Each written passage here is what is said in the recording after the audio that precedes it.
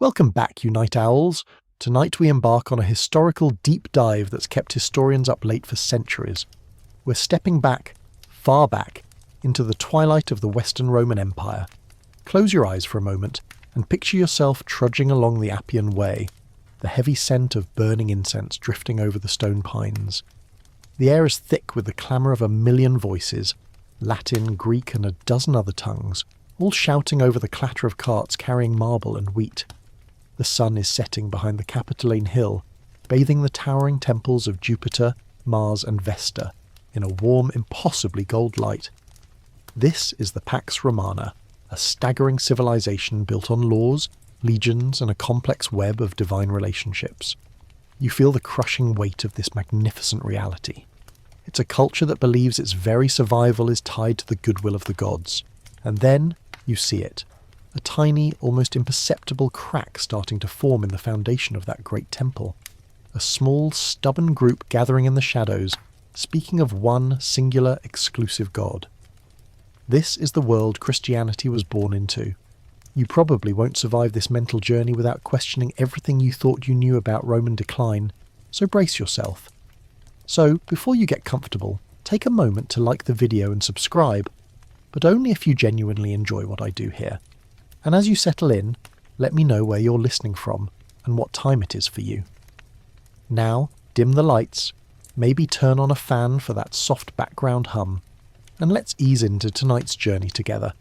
You find yourself in an empire where religion wasn't a private Sunday-only affair.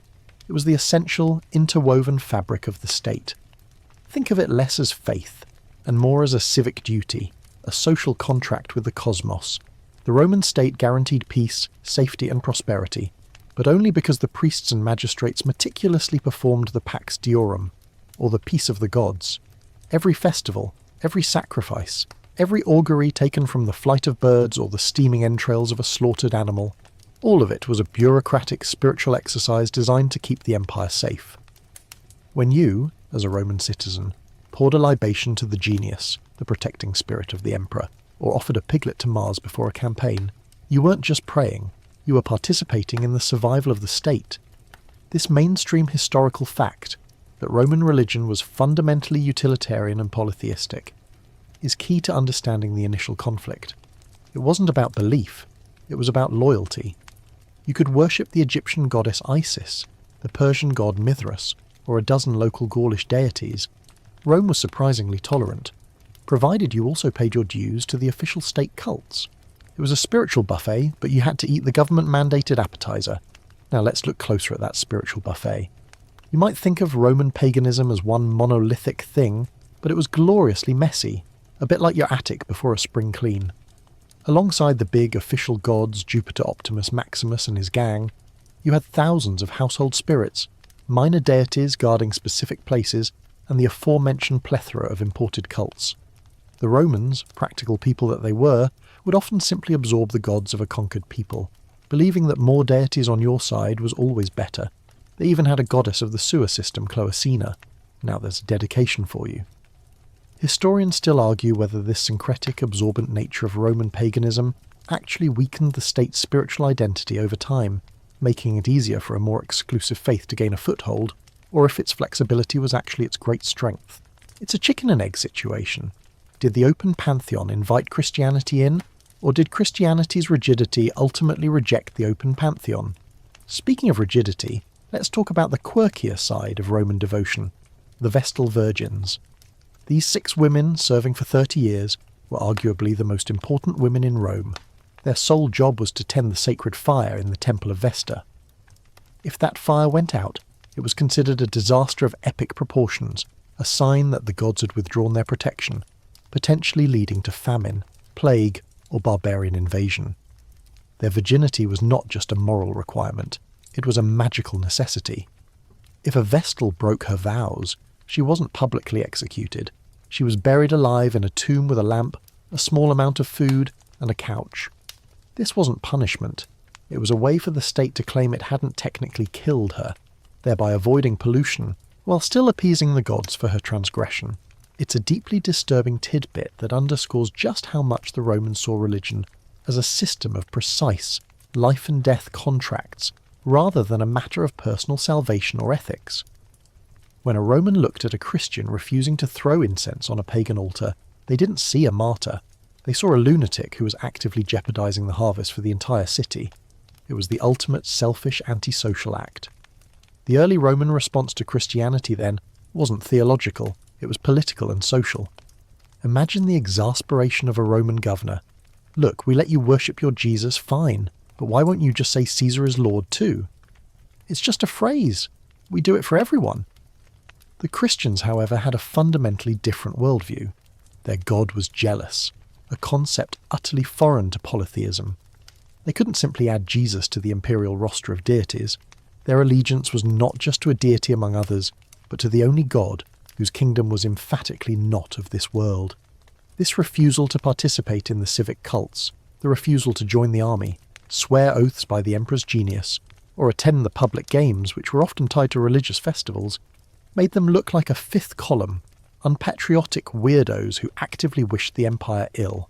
You trudge through the narrow streets, the smell of wood smoke and garbage heavy in the air, and you realise that to be an early Christian in Rome was to be a voluntary alien in your own city. The irony, of course, is that the very structure of the Roman Empire, its fantastic network of roads, its common language, coined Greek and Latin, and its relatively stable governance, provided the perfect superhighway for the Christian message. Paul of Tarsus knew this. He used the Roman infrastructure to travel and preach with astonishing speed and security. You can almost hear him, a Roman citizen himself, exploiting the system that would eventually try to crush his followers. You can't help but chuckle slightly at this cosmic inefficiency. Rome built the roads, but God drove the message. The empire, at its spiritual peak, was majestic, diverse, and fundamentally pragmatic. Its religion was its insurance policy. But that policy had a massive deductible: loyalty. As we move out of this opening chapter, you should feel the tension mounting. The Roman Empire, the mightiest governmental machine the West had ever seen, was about to encounter an idea that it could not simply annex, absorb, or legislate away. It was a conflict between a religion of communal earthly success and a religion of individual heavenly salvation. And in that collision, the foundations of the Western world would eventually crack. You can practically hear the scraping sound of that crack now, can't you? The grand stage is set, the pagan empire is at its height, but the challenger is already quietly organising in the shadows. The crack you just heard forming in the foundation of the pagan state begins to widen now, and the sound is the frantic scratching of pens drawing up arrest warrants. You're walking the streets of Rome again, but the golden light of the last section has soured to a tense, suspicious yellow.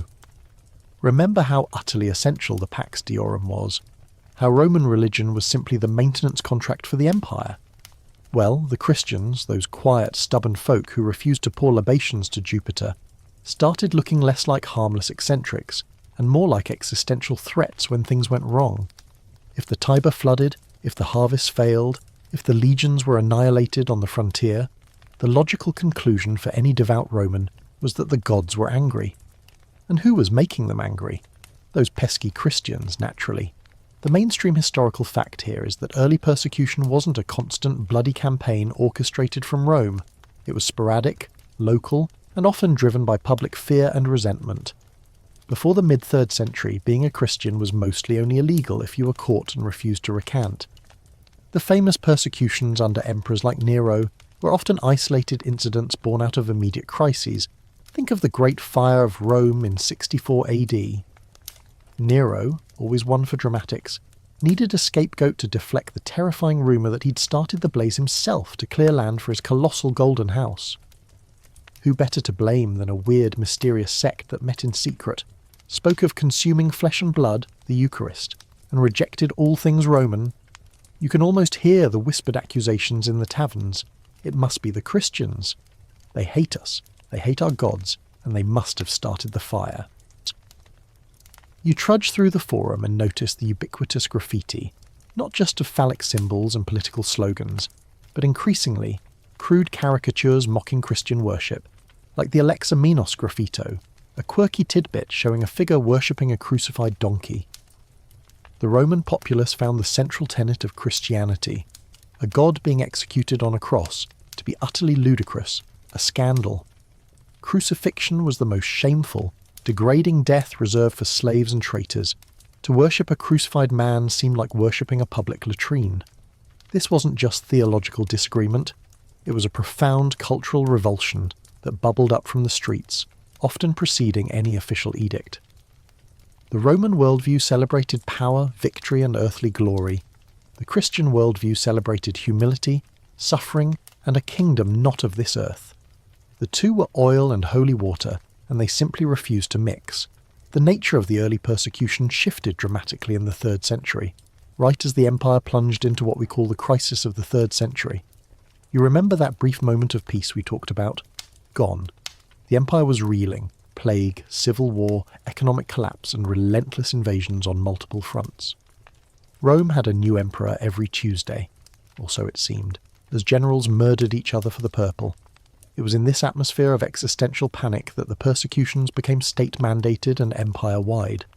Emperor Decius, reigned 249 to 251 AD, was the first to demand that every citizen perform a public sacrifice to the Roman gods and receive a certificate, a libellus, proving they had done so. This wasn't specifically about punishing Christians, it was about unifying the empire spiritually to restore the Pax Deorum, and anyone who refused was by definition an enemy of the state. Imagine yourself standing in a provincial marketplace. The local magistrate is checking libelli. All you have to do is drop a pinch of incense on the brazier and say a simple prayer to the emperor's genius. It takes literally 30 seconds. But you know that if you do it, you betray everything you believe. Historians still argue whether Decius's motivation was primarily religious zeal or a cynical political maneuver to use Christianity as a lightning rod for imperial unity. Was he truly a devout pagan trying to save Rome, or just a desperate politician trying to impose uniformity? Either way, the effect was devastating, creating a mass of Christians who either became lapsi, those who lapsed and sacrificed, or martyrs, those who refused. This internal church debate about how to handle the lapsi after the persecution ended would rage for decades, showing the lasting damage persecution inflicted not just externally, but within the Christian communities. The most brutal wave came later, under Emperor Diocletian and his co-rulers starting in 303 AD, the Great Persecution. Diocletian was an incredible administrator. He solved the crisis of the 3rd century by reorganizing the empire and stabilizing the currency. Remember those economic woes? We'll come back to them. But in his drive for total order and efficiency, he couldn't tolerate the Christian lack of conformity. His edicts were specific and savage. Christian churches were to be destroyed, sacred books burned, and all Christians who refused to sacrifice were stripped of their rights, jailed, tortured, or executed. You shudder, recalling the accounts of Christians being forced to stand over burning sacrifices or even having melted lead poured down their throats. This was state violence, calculated and intended to stamp out the movement entirely. Yet, you see something unexpected in the face of this terror: resistance, organisation, and a weird kind of PR victory. The martyrdoms, horrific as they were, actually served as a powerful, unexpected magnet. The sheer courage of the martyrs, often common folk facing down the mightiest military power on earth, had an undeniable, awe-inspiring effect on pagan onlookers. It validated the Christian promise of eternal life. If they could face such torment with peace, perhaps there really was a better reward waiting. You remember that crocodile dung sunscreen we mentioned ages ago? Well, the Roman cure for a bad case of rebellion was usually brutal efficiency, but in this case, the cure, martyrdom, was actually making the disease stronger. The Christian God was offering something that Jupiter and Mars simply couldn't: a personal relationship and salvation after death. Roman traditional religion was transactional, Christian religion was transformational. In the darkest days of the Great Persecution, the idea that one's suffering meant something, that it was a path to paradise, offered a profound comfort that the crumbling, plague-ridden empire couldn't match. This is a crucial pivot point. The persecutions, intended to destroy the faith, ironically solidified its resolve and showcased its spiritual power to a jaded, desperate pagan world. By the time the Great Persecution finally sputtered out, a slow, painful decline marked by the Edict of Serdica in 311 AD, issued by the dying Emperor Galerius, one of the chief persecutors, the message was clear: Rome could not kill this faith. Galerius, racked with a hideous disease, basically threw in the towel, granting Christians the right to exist, provided they prayed for the emperor and the state. It's an almost comedic end to 2 centuries of intermittent violence. Fine, you can keep your God. Just pray for me, okay?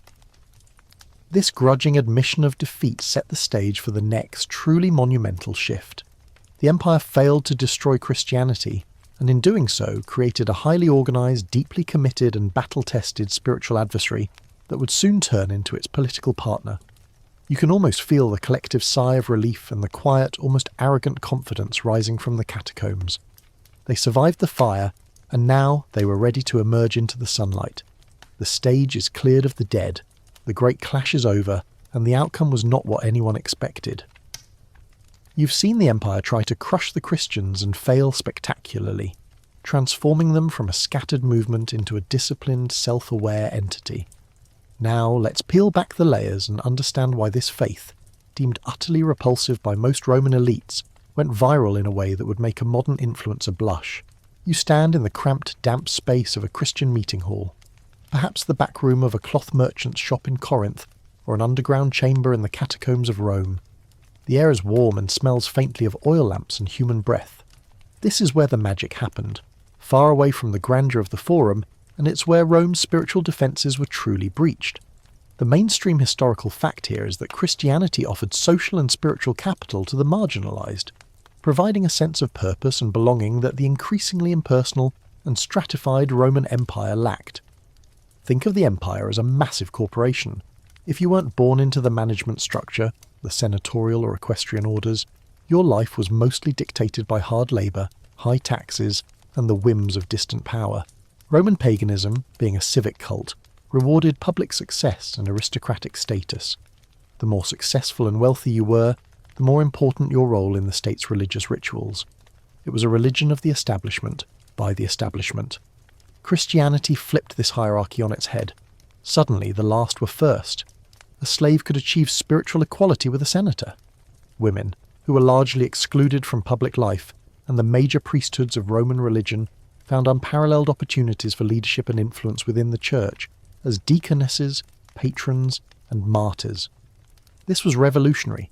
For the urban poor, the widows, the orphans, and the disenfranchised, the vast majority of the empire's inhabitants, Christianity offered dignity in this life, and an unimaginable reward in the next.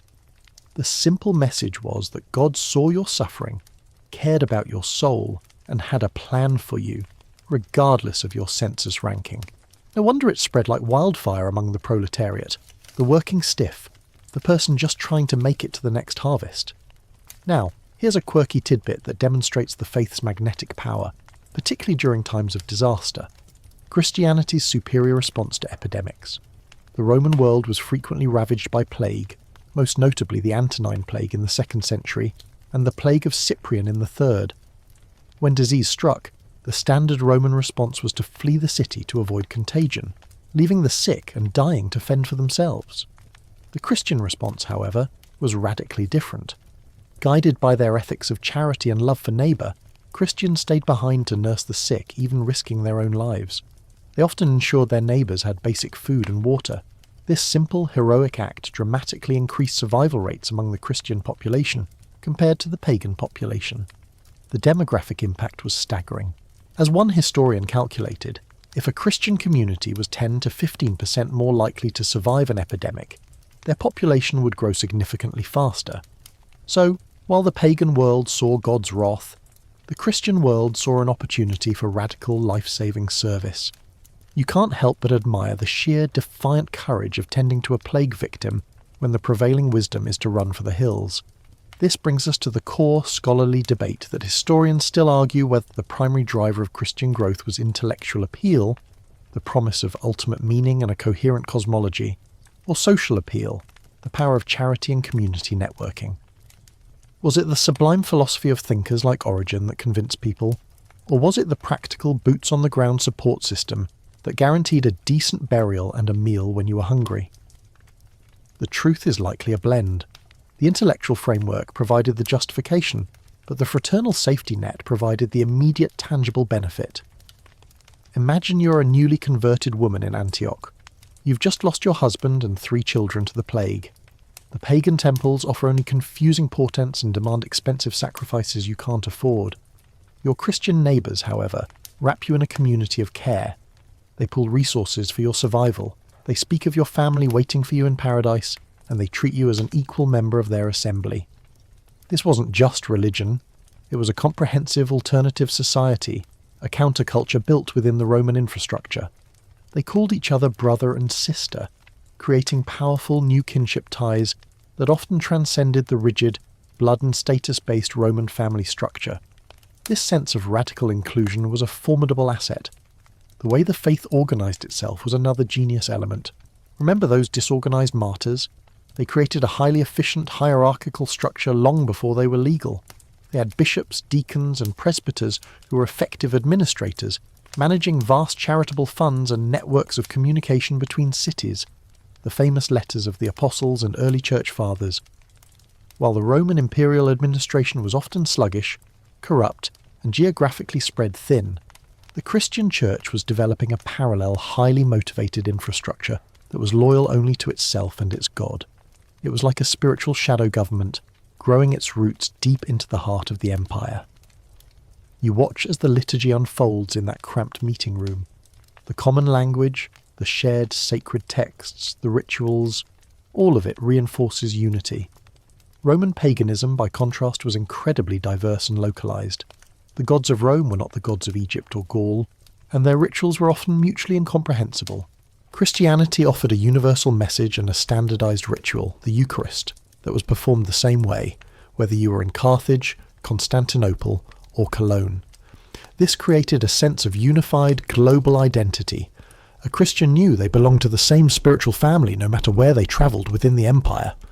This universality, in a sprawling and fragmented empire, was deeply comforting and incredibly effective for scaling the movement. Another element was the promise of a final judgment and a perfectly just order. Roman law, despite its brilliance, was often arbitrary, cruel, and rigged in favour of the elite. Justice was often bought, not earned. The Christian promise that every action, good or bad, would be judged by an impartial, all-powerful God was a powerful solace to the oppressed. It gave the poor a profound sense of cosmic fairness and provided an ethical check on the powerful. You can imagine the quiet, grim satisfaction of a slave hearing that his cruel master, despite his earthly wealth and power, would face the same reckoning as everyone else. This eschatological promise, the expectation of a dramatic end to the current world and the arrival of a glorious new one, lent the faith an urgency and seriousness that the laid-back, transactional nature of paganism often lacked.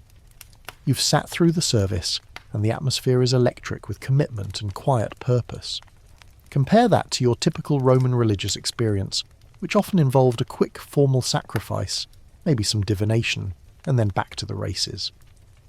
Christianity demanded everything: your loyalty, your ethics, and your commitment to community service. It was a 24/7 commitment, and that intensity, forged in the fires of persecution and validated by acts of self-sacrifice during the plagues, became its greatest strength. The cult was going viral not because Rome was weak, though it was certainly struggling by the 3rd century, but because Christianity was offering a better product, a more inclusive community, a more coherent theology, a greater sense of purpose, and, most importantly, a robust welfare state and superior plague relief. The infrastructure of the empire built the road, but the superior organisational and ethical commitment of the church filled the wagon. The stage is now set for the next inevitable step. A collision, not of violence this time, but of politics, as the empire's rulers finally recognise that this force cannot be destroyed.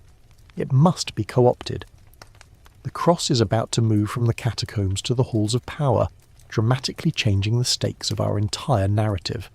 The energy you felt rising from that underground assembly now bursts into the imperial spotlight.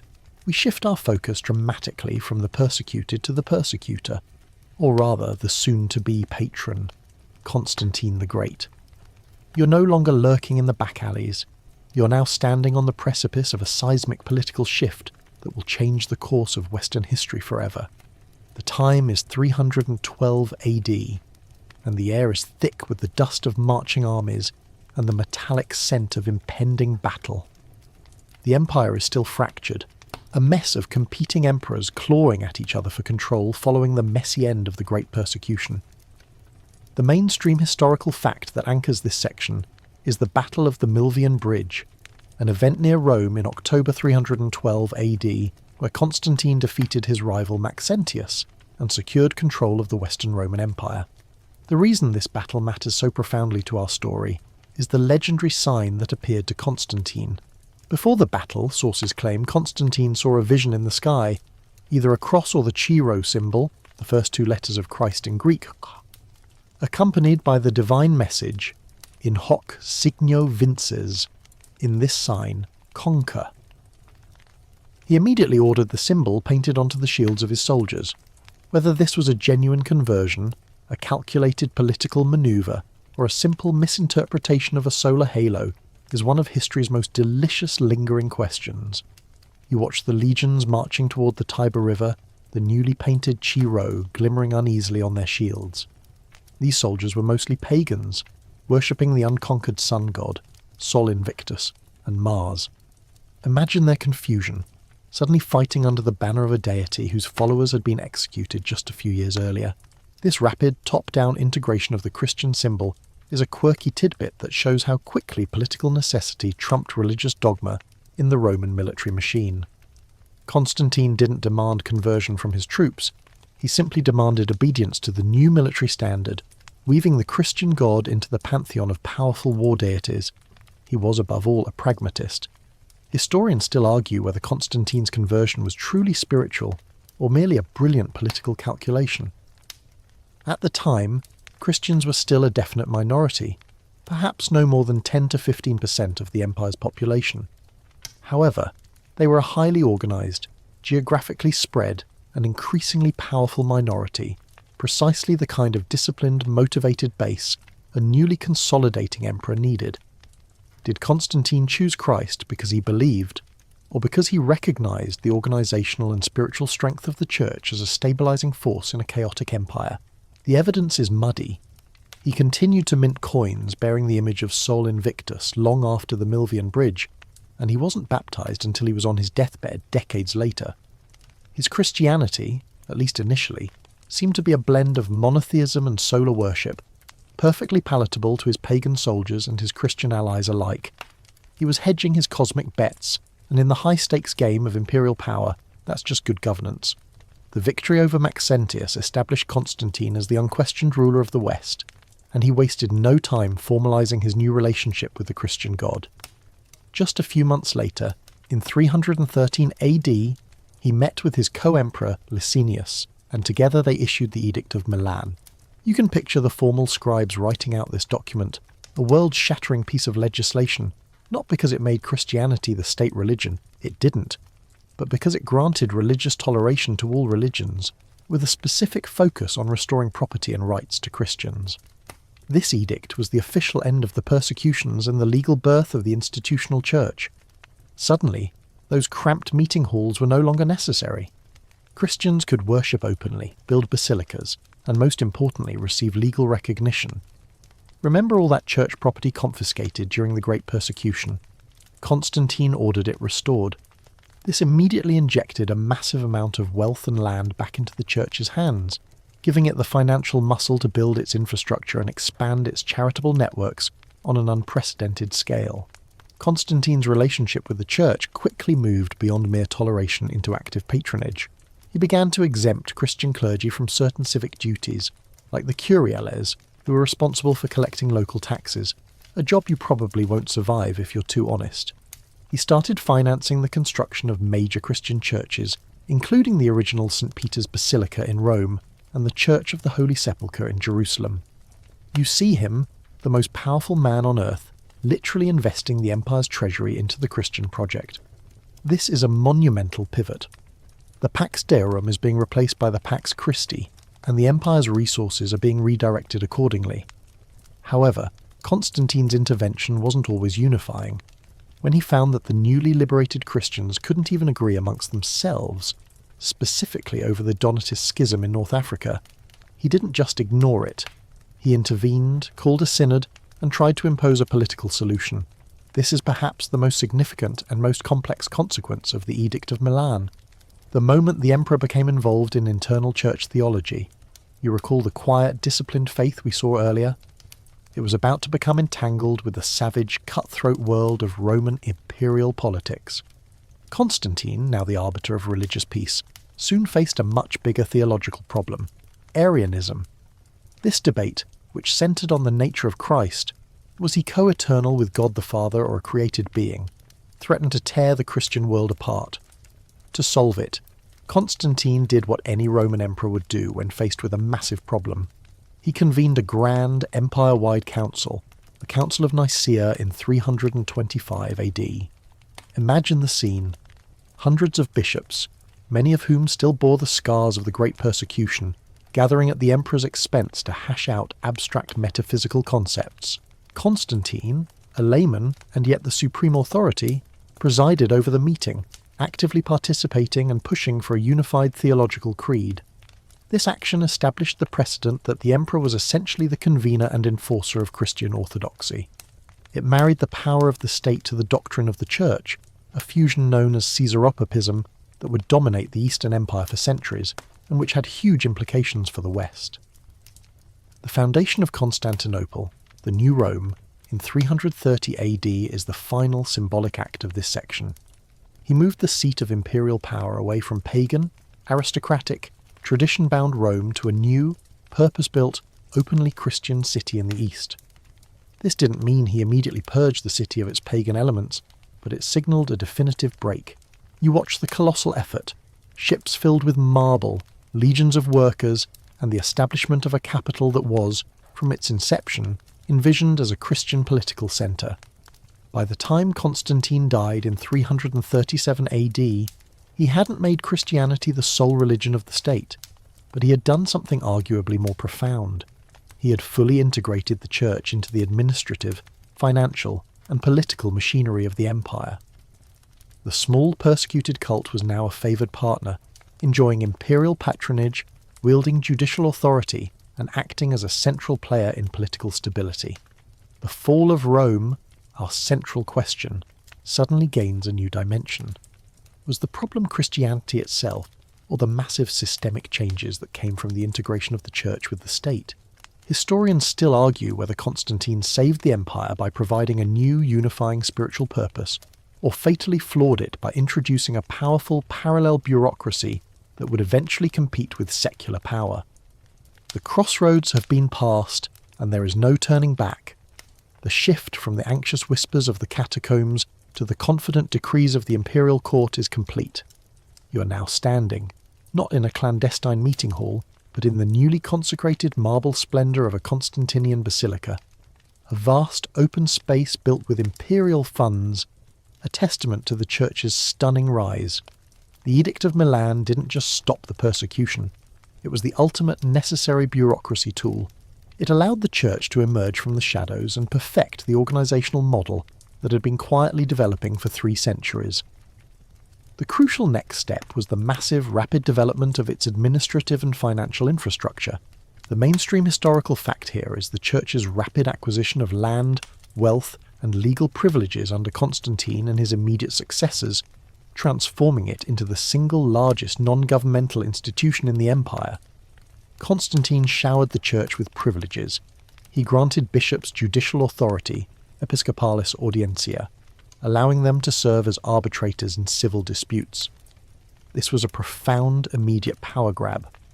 Why go through the expensive, slow, and often corrupt secular courts when you could have a quick, final, and free ruling from a bishop who was motivated by both justice and Christian charity? This legal privilege immediately elevated the standing of the clergy in the eyes of the common people, and, critically, gave the church a parallel alternative legal system that often superseded the imperial one. You can imagine a local farmer, fed up with the local magistrate, simply taking his land dispute to the local bishop. This established a precedent. The church was now seen as a more reliable source of justice than the state. This legal and spiritual authority was quickly backed by cold, hard cash. Constantine's patronage, combined with the continuous voluntary donations and bequests from newly converted wealthy Romans, funneled enormous amounts of property into the church.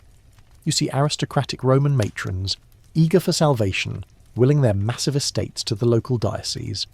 This practice transformed bishops into powerful landholders and economic players. Remember the urban poor and the widows we saw in the last section? Now, the church could institutionalise that charity.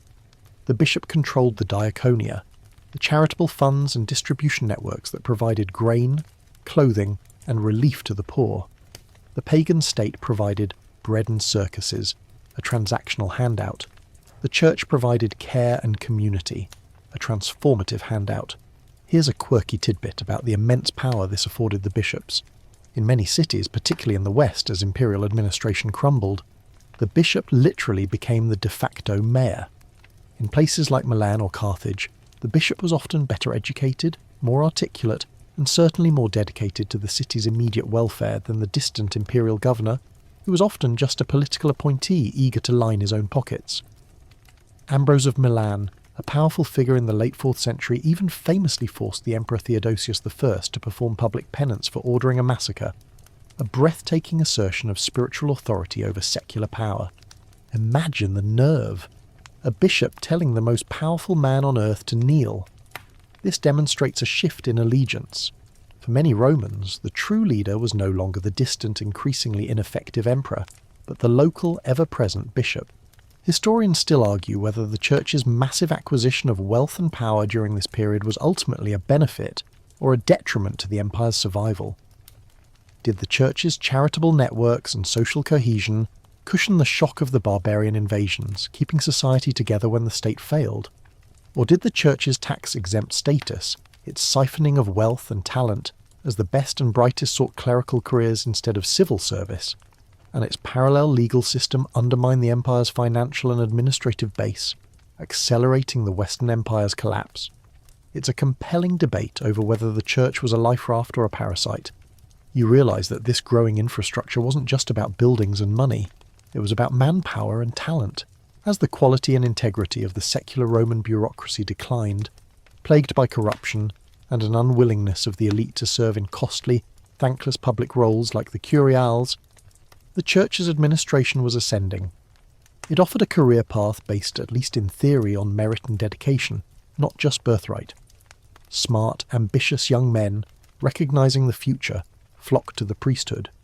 These were the minds who kept records, managed finances, administered justice, and organised large-scale logistical operations like moving food during a famine. The church was, quite simply, stealing the empire's best civil service talent. The very geography of the church mimicked and then superseded the empire's structure.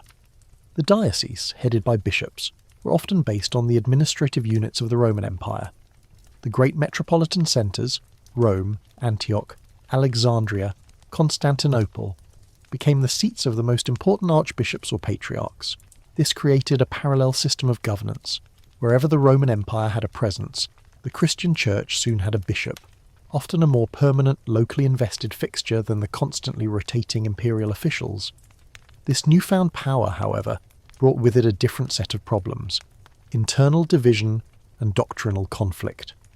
Remember Constantine intervening at Nicaea? That was the beginning of a long, difficult process. The very moment the church achieved public power, its internal disagreements became public, political crises. Debates over Christ's nature, Arianism, or Mary's status, Nestorianism, were not just theological quibbles. They were political flashpoints that could spark riots in the streets of Constantinople or Alexandria. The emperor, now the self-appointed defender of orthodoxy, was compelled to intervene, spending immense resources, time, troops, and political capital to enforce doctrinal uniformity. You can sense the sheer exhaustion of the average citizen caught between these warring theological factions. You hear the saying that if you asked a money changer in Constantinople for change, he wouldn't tell you the rate. He'd launch into a detailed explanation of whether the son was homoousios or homoiousios with the father. It's a light joke, but it speaks to the preoccupation with theological minutiae that often overshadowed the immediate practical needs of the empire, like defending the Danube frontier. The church, once a unifying force against paganism, was now a source of significant internal political instability, forcing the state to commit energy to doctrinal purity, instead of military preparedness. By the end of the 4th century, the Church had grown from a spiritual movement into an established, immensely powerful political and economic force.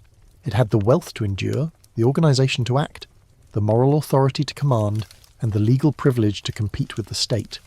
The foundations of the Western Roman Empire were cracking, and as we shall see, the Christian Church was less interested in patching those cracks than in building its own, entirely new spiritual edifice on top of the rubble. The Empire had elevated the Church, and now the Church was prepared to outlast the Empire. You've witnessed the spectacular rise of the Church, its coffers swelling, its bishops gaining the authority of magistrates. The momentum seems unstoppable, the Christian God firmly seated as the new imperial patron. But history, as you know, rarely moves in a straight line. Just as the Constantinian dynasty settled into its Christian identity, a spectacular and final pagan counterpunch was brewing. You are now standing in the year 361 AD, and the atmosphere, once thick with incense and the sound of psalms, is suddenly heavy with the return of classical gods and the quiet fury of a brilliant disillusioned emperor, Julian. The mainstream historical fact that defines this brief but crucial period is Emperor Julian's attempt to systematically de-Christianize the Roman Empire and restore traditional paganism. Julian, the nephew of Constantine, had witnessed the messy, bloody purges and the political infighting that followed his uncle's death. He was raised nominally Christian, but secretly he developed a profound philosophical devotion to Neoplatonism and the traditional Roman and Hellenic gods. When he seized sole power, he didn't launch a persecution in the old style, no mass executions or lion feeding. Instead, he launched a cultural and administrative counter-revolution designed to starve the Church of its power and intellectual influence. Imagine the shock in the imperial courts and the clerical ranks. The emperor, the very man who should be defending the Nicene Creed, was openly sacrificing to Jupiter, consulting oracles, and actively promoting priests of Mithras and Cybele. Julian's project was sophisticated. He recognized that the Church's power came from its ethical superiority and intellectual strength. His plan, therefore, was to beat the Christians at their own game. Here's a quirky tidbit. Julian actually tried to create a pagan church, a centralized ethical and charitable version of paganism, directly mimicking the Christian model. He ordered pagan priests to adopt Christian practices. They were to preach sermons, live exemplary lives, manage centralized charitable networks for the poor, Christian agape, and even abstain from impure theatre and gladiator shows. He essentially looked at the Christian success and thought, "That's a great operating system, I'll just change the logo." He even decreed that pagans should be called Hellenes, and their faith Hellenism, to try and give it a dignified classical identity distinct from the derogatory term pagan, which simply meant country bumpkin. Julian's most damaging policy, and the heart of the scholarly debate that historians still argue whether it would have been effective long-term, was his educational edict of 362 AD. This decree banned Christians from teaching classical literature and rhetoric. His logic was brutally simple. If you are Christian, you reject the gods and the culture found in Homer, Virgil, and Plato. Therefore, you cannot in good conscience teach these texts. The edict stated that professors should be men of virtuous character and profess traditional beliefs. Since nearly all educated Romans studied the pagan classics, this move would have essentially crippled the Christian intellectual class, the very men who became bishops and imperial advisors. If Christians couldn't teach, they couldn't educate the next generation of a Roman elite, eventually isolating them in the lower strata of society. Was this a brilliant strategic attack on the Church's brain? Or was it a fatal overreach that simply alienated the intellectual elite regardless of their faith? You can hear the fear and indignation in the voices of Christian scholars like Gregory of Nazianzus, who called Julian the apostate, the traitor. They understood that this cultural war was far more dangerous than simple persecution. Martyrs just created more Christians. This educational ban threatened the very foundation of the Christian clergy's competency and respectability. It challenged their claim to be the true inheritors of classical civilization. Julian also systematically stripped the Christian church of its privileges. He cancelled the tax exemptions granted to the clergy by Constantine. He forced the Christians to repay the huge sums of money they had received for the construction of their basilicas.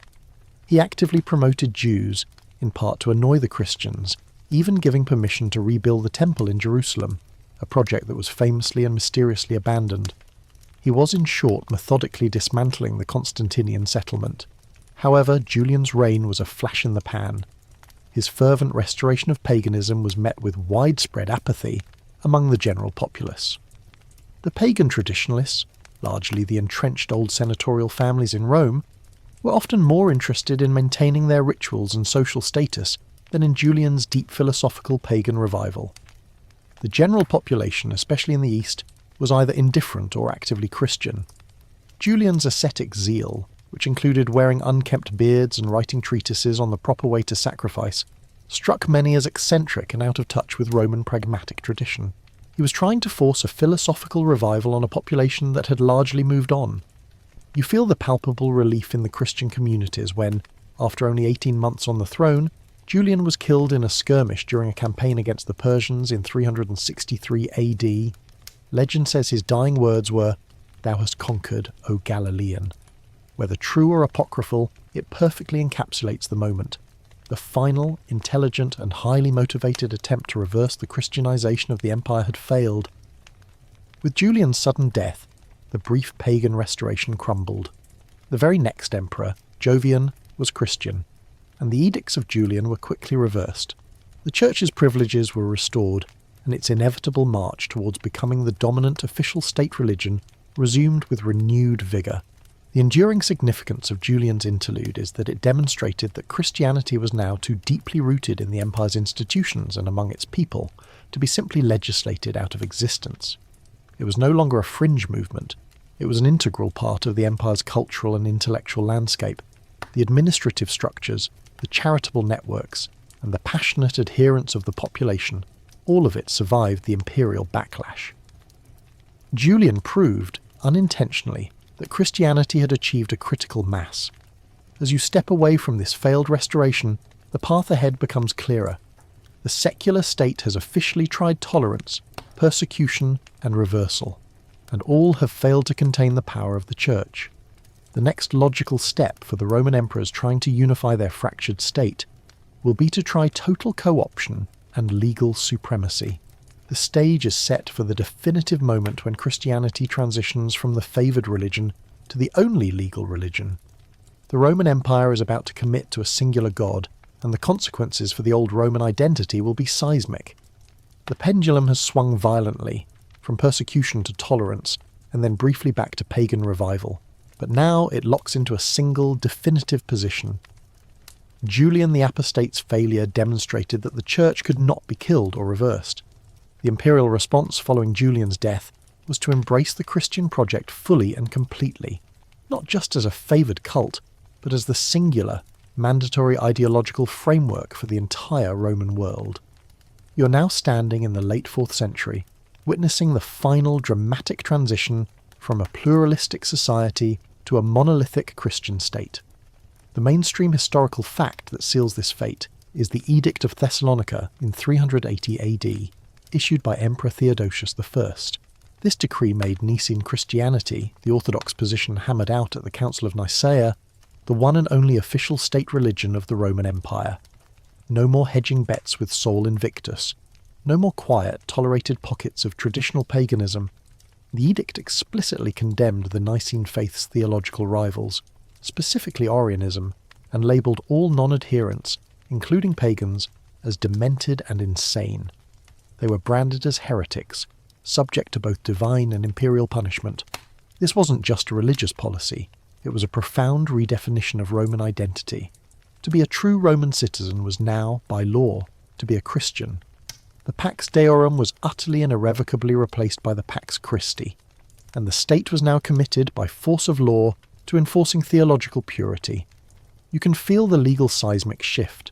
The empire no longer just tolerates your faith, it demands it, and it will punish you if your theology is deemed incorrect. Theodosius wasn't done there. Through a series of subsequent laws and edicts, he systematically dismantled the legal, financial and physical infrastructure of traditional Roman paganism. In 391 AD, he issued decrees effectively banning public pagan sacrifice and closing temples. You see the legions of the empire, once commanded to protect the temples of Jupiter and Mars, now ordered to oversee their closure or conversion.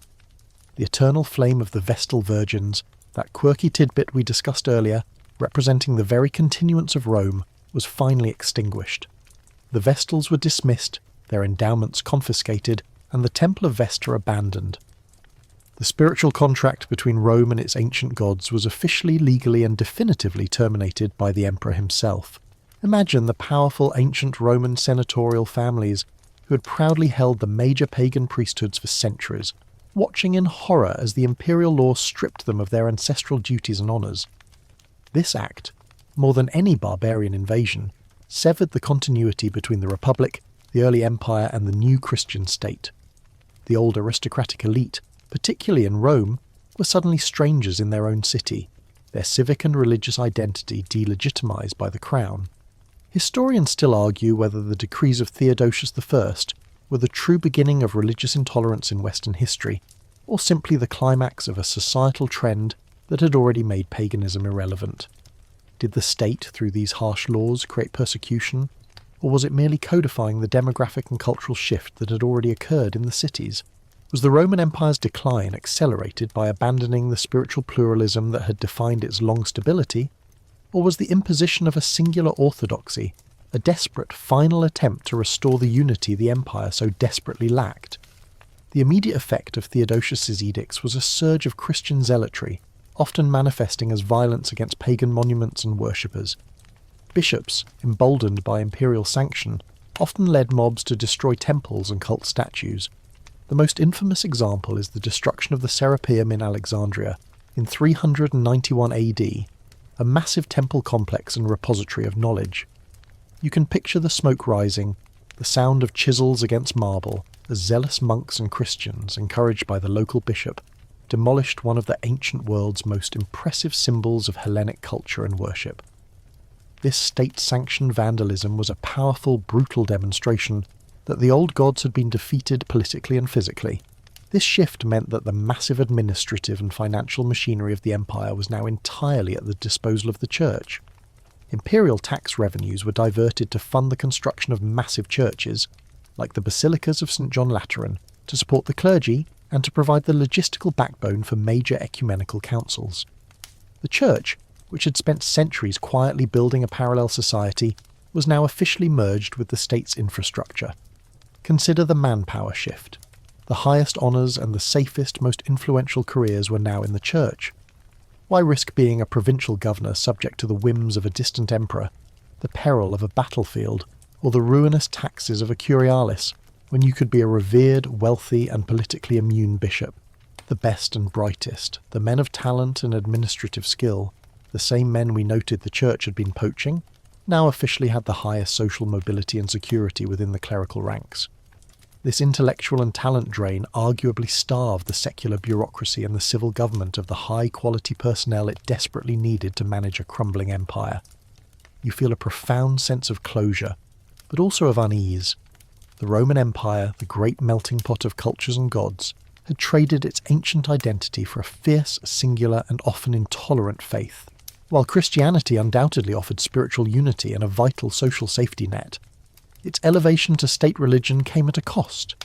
It legalized the persecution of non-Christians and heretics, diverted enormous resources from civil and military needs, and created a powerful parallel center of loyalty, the Bishop of Rome, the Pope increasingly important in the West, whose spiritual authority was seen as superior to the emperor's secular decree.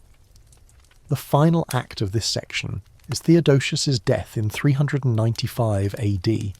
He was the last emperor to rule over a unified Roman Empire. After him, the division between the western and eastern halves became permanent, with his young and incapable sons inheriting the two portions.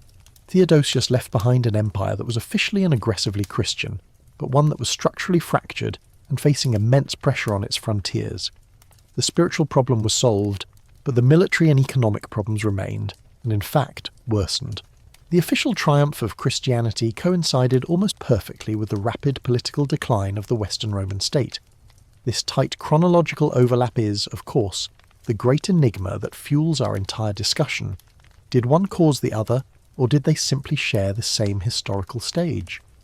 Theodosius has just left you in a legally Christian, politically fractured empire. The temples are closed, the old gods silenced, and Nicene orthodoxy reigns supreme. But the question of loyalty, where the Roman citizen's primary allegiance lay, is far from settled. You now turn your gaze away from the imperial courts in Ravenna and Constantinople and toward the bustling, chaotic streets of the provincial cities and the isolated, dusty hermitages of the Egyptian desert. This is where the real power shift was taking place, the rise of the bishop as the city's champion and the monk as the spiritual authority. The mainstream historical fact that illustrates this fundamental shift is the erosion of secular civic authority and its replacement by the moral and administrative power of the local bishop. As the Western Empire's administrative structures grew corrupt, inefficient, and often collapsed entirely under the strain of financial crisis and invasion, the local bishop stepped into the vacuum. We touched on this earlier, but now it's a formalised, undeniable reality. The bishop, an often highly educated and locally respected figure, became the defensor civitatis, the defender of the city. Imagine yourself as a citizen in a small besieged city in Gaul in the early 5th century. The distant emperor's tax collector is still demanding ruinous sums, but he offers no military protection. The imperial governor is likely hoarding resources or has fled. Who do you turn to? You turn to the bishop. He is the one who organises the city's defences, negotiates treaties with the barbarian invaders, a terrifying task you probably wouldn't survive, and ensures that the massive stores of church grain are distributed to feed the starving populace. This direct, tangible impact on daily survival completely eclipsed the abstract, distant authority of the emperor. The political allegiance of the average person shifted from the gold-clad statue of the emperor to the flesh and blood figure of the bishop, who literally saved their lives. This leads us to a fascinating scholarly debate. Historians still argue whether the Church's provision of a parallel social structure during the decline was an act of civic preservation or political opportunism. Was the bishop a selfless hero merely filling a void, or was the Church deliberately capitalising on the state's failures to solidify its own supremacy? It's a compelling, complex argument. The Church certainly kept the lights on, the poor fed, and the social fabric intact, but in doing so, it effectively replaced the need for a functioning secular government. The Roman state was not just losing power, it was losing its purpose in the eyes of its citizens, because the Church was doing the necessary civic work better. Now, let's look at the quirkier side of this spiritual authority, the power of the ascetic monk. You travel in your mind's eye to the scorching deserts of Egypt and Syria, where men and women subjected themselves to incredible extremes of self-denial, living atop pillars, like St. Simeon's stylites, enduring years of silence, or wearing chains until their flesh was raw. These monks, the Desert Fathers, were seen by the populace as spiritual superheroes, literally wrestling with demons and achieving a profound closeness to God. The quirky tidbit here is how these figures, deliberately removed from the political world, wielded immense secular influence.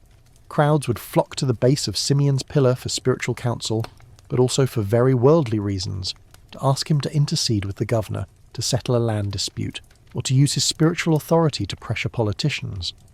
A monk who hadn't washed in a decade and lived on a single piece of stale bread a day was viewed as having a moral purity that made him untouchable by the corrupting influences of the imperial court. When a powerful, holy ascetic spoke, people and governors listened. You can almost smell the unwashed sanctity as you approach their lonely, powerful retreat. This demonstrates that a new kind of power, moral and spiritual, had emerged, entirely outside the Roman political framework, yet fully capable of challenging it. This shift created a dual source of authority in the empire. You had the temporal power of the emperor and his civil servants, and the spiritual power of the church, the bishops and the monks. In the east, the emperor maintained a tight grip, often controlling the church, Caesaropapism. But in the west, where emperors were weak, rapidly changing, or utterly ineffective against the barbarian threat, the Bishop of Rome, the Pope, and the local bishops emerged as the dominant, lasting authorities. The church became the custodian of Roman culture and learning. As the Western Empire's infrastructure decayed, the skills of literacy, record-keeping, and the preservation of classical texts increasingly migrated into the monasteries and the clerical schools. Remember that intellectual talent drain. Now, the church was not just stealing talent. It was becoming the only repository for the knowledge that defined Roman civilization. When you see the magnificent libraries of the great Roman villas crumbling, you also see the quiet, dedicated monks in their scriptoriums, painstakingly copying manuscripts, Christian and pagan alike. They preserved the cultural heritage that the state was no longer capable of sustaining. The church also provided a new form of military defence, not with steel, but with sanctity. In 452 AD, when Attila the Hun, a figure you probably won't survive encountering, was marching toward Rome, it was not the emperor or his legions that were credited with turning him away, but Pope Leo I.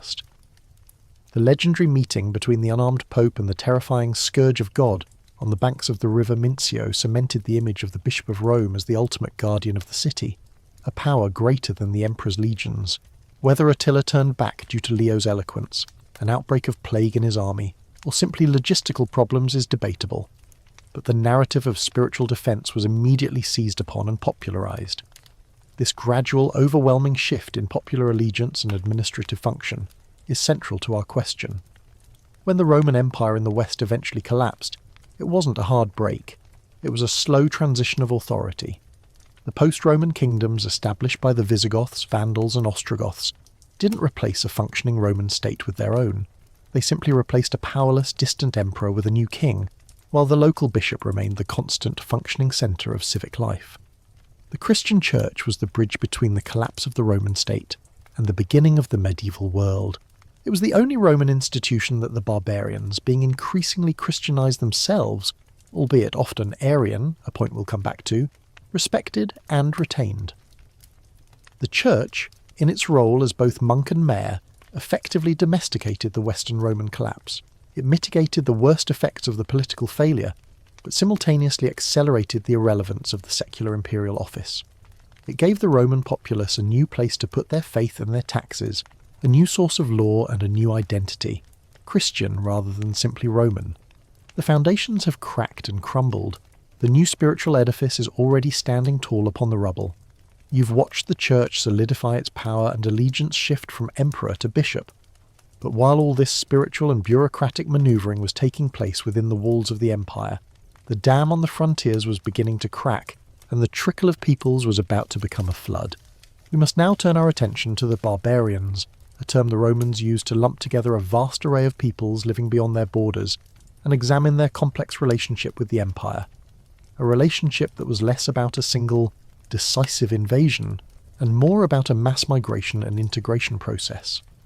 The mainstream historical fact here is that the so-called barbarian invasions were, for the most part, not the actions of monolithic coordinated armies aiming to destroy Rome, but rather massive, desperate long-term population movements often driven into the empire by existential threats like the Huns, or invited in as allies, federati, by Roman emperors desperate for manpower.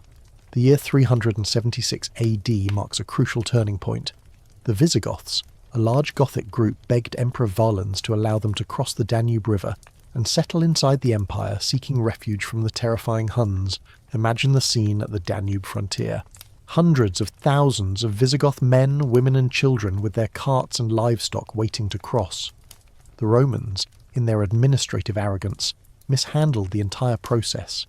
They were supposed to disarm the newcomers and provide food in exchange for military service. Instead, corrupt Roman officials hoarded the grain and extorted the starving Visigoths, forcing them to sell their children into slavery just to eat. This corruption, not inherently the Visigoths' nature, pushed them into a violent revolt. The consequence was catastrophic. The Battle of Adrianople in 378 AD, where the Gothic cavalry shattered a major Roman army and killed Emperor Valens himself. This defeat was not just military, it was a profound psychological blow, demonstrating that the barbarians were no longer just raiders, but a formidable, organised force capable of destroying an imperial army on open ground. The sheer scale of the Visigothic tragedy and subsequent revolt is a dark, quirky tidbit illustrating the depth of Roman mismanagement. The empire was supposed to be a land of law and order, yet its officials treated the refugees with unimaginable cruelty. This event underscores a key point. Many invaders entered the empire not as conquerors, but as disgruntled immigrants, and betrayed allies who learned through bitter experience that the only way to get justice from Rome was through force. They didn't initially want to destroy the empire, they wanted a secure place to live, land to farm, and proper Roman pay for their military service. Historians still argue whether the migration of the barbarian groups was primarily due to the pull of Roman wealth and resources they wanted in, or the push of other peoples. They were terrified of the Huns. Was the empire a tempting, fat target?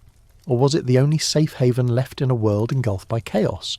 The answer likely lies in the push factor, the terrifying efficiency of the Huns, whose nomadic archery and brutal tactics forced entire peoples like the Ostrogoths and Visigoths to seek refuge inside the empire's protective boundaries. The empire had, in a sense, become a victim of its own success and perceived security. The policy of admitting these groups as foederati, federated allies, was born of necessity. The Roman military could no longer recruit enough native Romans. Remember that talent drain to the church and the economic decline making military service less appealing to landowners. So they relied on treaties, offering the Visigoths, the Vandals, and later the Franks and Burgundians land in exchange for military service under their own kings. You find yourself walking in the lands of Gaul and Spain, where large cohesive groups of Goths are settling, maintaining their own laws, and serving in the Roman army against other invaders. This created semi-autonomous kingdoms within the empire's borders, gradually dissolving the centralised control of the imperial administration. This arrangement created immense internal tension. The Roman landowning aristocracy resented giving up their estates to the newcomers. They viewed the Germanic peoples as crude outsiders, regardless of their military loyalty. The Germanic leaders, in turn, were often frustrated by the empire's slow pay, broken promises, and internal politicking. The relationship was inherently unstable. The empire needed their soldiers to survive, but refused to grant them genuine social or political equality. The consequences for the Western Empire's identity were profound. Over time, the army, the single most important institution sustaining the state, became increasingly Germanized, a process we'll explore more deeply in the next section. But more fundamentally, the Roman part of the Western Empire was shrinking. Where once there were provinces governed by imperial officials, there were now federati kings, nominally under Rome but functionally independent. The emperor in Ravenna controlled less and less actual territory. The church, ever the pragmatist, often played a crucial role in managing these migrations. Bishops acted as intermediaries, negotiating with the Gothic kings and helping to integrate the newcomers into the existing social structure. Remember the shift in allegiance? The local bishop, the defender of the city, was now the one dealing with the new rulers. In this complex, messy reality, the church was the cultural constant that spanned the divide between Roman and Germanic identities. You realise that the fall of Rome in the west wasn't a sudden cataclysm, but a gradual transfer of sovereignty from a distant imperial court to a collection of locally established Germanic kingdoms, often facilitated by Roman treaties and assisted by the administrative continuity of the church. The Christian faith was a critical part of this picture, not least because many of these Germanic peoples were already Christian. But here lies a new problem, one that turns an alliance into an internal schism. You look out over a landscape dotted with newly settled villages and watch a Germanic warrior in Roman service patrolling a road. He's a soldier of the empire, but his allegiance is to his king, his law is his tradition, and his faith, as we'll soon discover, is different from the emperor's Nicene orthodoxy. The problem is no longer the pagan outsider, it's the Christian outsider who is now inside the gates. The massive influx of these groups didn't just drain military and financial resources, it introduced a profound theological division that would complicate the coexistence of the two groups for centuries. The foundations of the political system are crumbling, but the new powerful structure of the church is already embedded in the ground the newcomers occupy. You've just seen the empire, in a moment of desperate political and military calculus, open its doors to huge groups of Germanic peoples, settling them as semi-autonomous allies, federati on Roman soil. The common thread among many of these groups, the Visigoths, Ostrogoths, Vandals and Burgundians, is that they weren't pagan hordes. They were, in fact, Christian. This is a critical point that complicates the entire narrative of the Christianity caused the fall of Rome thesis. However, they were adherents of Arian Christianity, a theological rival to the Nicene orthodoxy that was now the official state religion of the empire. The mainstream historical fact here is that the theological division between Nicene Catholicism and Arianism created a profound cultural and political barrier between the Roman population and the newly settled Germanic kingdoms. Arianism, as you remember from the Council of Nicaea, held that Jesus Christ was created by God the Father and was therefore subordinate, not co-eternal or of the same substance, homoousios. This view, condemned by the Orthodox Church, was the form of Christianity that the Gothic peoples had adopted in the 4th century, primarily through the missionary work of the Gothic bishop Ulfilas, who even translated the Bible into the Gothic language, a quirky tidbit that shows their advanced literacy and unique religious identity. Imagine yourself as a Roman citizen in Gaul, firmly believing in the Nicene Creed, watching as your new overlord, a powerful Visigothic king who commands the army, worships in a church where Christ is considered a mere demigod, a created being. This doctrinal difference was not a trivial matter. It was the defining cultural marker separating Roman from Goth. You may share a city, you may share a continent, and you may both worship Jesus, but you're still fundamentally estranged by a single Greek letter, the difference between homoousios and homoiousios. This theological gap had enormous political and social consequences. It meant that the Germanic kings, while Christian, could never truly be viewed as legitimate or integrated rulers by the Nicene Roman populace, and crucially by the Nicene bishops. It created an enduring US versus them dynamic, preventing the seamless fusion of Roman and Germanic society that might have stabilised the Western provinces. The Arian Goths were Christian enough to respect the institutions of the Church, which you recall was the only functioning Roman institution left, but heretical enough to be perpetually viewed as outsiders and oppressors. Historians still argue whether the cause of the persistent Roman-Germanic tension was primarily theological or sociological. Was the Arian faith merely a convenient existing cultural flag that the Goths used to maintain a separate identity and military cohesion? Or was the doctrinal difference itself a true and powerful source of enduring friction that prevented assimilation? The Goths had to maintain their identity to keep their armies intact, and Arianism provided a powerful, ready-made religious boundary, making them a separate military caste even when living amongst the Romans. You see this division play out in the social landscape. The Goths would establish their own Arian churches, often converting older pagan temples, and maintain their own hierarchy of Arian bishops. The powerful Roman Nicene bishops, however, remained loyal to the emperor, or the concept of the emperor, and most importantly, to Rome. They actively resisted the cultural and political control of the Arian kings. This dynamic meant that in every major Western kingdom, Visigothic Spain, Vandal North Africa, Ostrogothic Italy, the Church became the institutional voice of Roman resistance and cultural identity, stubbornly refusing to assimilate with the Arian power structure. The persecution of Nicene Catholics by some Arian rulers, especially the Vandals in North Africa, is a dark tidbit that further polarised the situation. The Vandal king Gaiseric, a zealous Arian, actively persecuted the Nicene clergy, confiscating their churches and exiling their bishops. This not only created martyrs and fueled anti-Arian sentiment throughout the rest of the empire, but it also cemented the image of the Arian barbarian as a heretic first and a ruler second. This Vandal persecution was a significant factor in the eventual Byzantine attempt to reconquer North Africa. The theological division literally sparked major wars later on. The Vandal example highlights the destructive power of this theological division. While the Ostrogothic king, Theodoric the Great in Italy, attempted a genuine, peaceful coexistence between his Arian Goths and the Nicene Romans, a light joke of a policy, hoping that a bit of religious tolerance and efficient governance could paper over the theological cracks, it ultimately failed. His policy of separate churches, separate laws, and respect for the Roman Senate began to break down under the pressure of imperial politics and Roman suspicion. Theodoric, a wise and relatively benign Arian ruler, ended his life suspecting the Nicene elite of treason, imprisoning the philosopher Boethius, and showing the fragility of the Arian-Nicene relationship.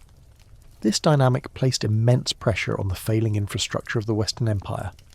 Instead of finding a source of unity in the one god, the empire found two, one that was legitimate, Nicene, imperial, Roman, and one that was heretical, Arian, barbarian, military. This religious fault line compounded the existing difficulties of administering the provinces, collecting taxes, and coordinating military efforts. When the Visigoths, for example, settled in Aquitaine, they brought their own faith, which ensured their political and social separation from the Roman civilian population, thereby preventing the kind of deep fusion that would have produced a stable, unified kingdom. You see how the very triumph of Christianity, its singular demand for doctrinal purity under Theodosius I, became a tool of division when faced with Christian heretics, who were also the military backbone of the state.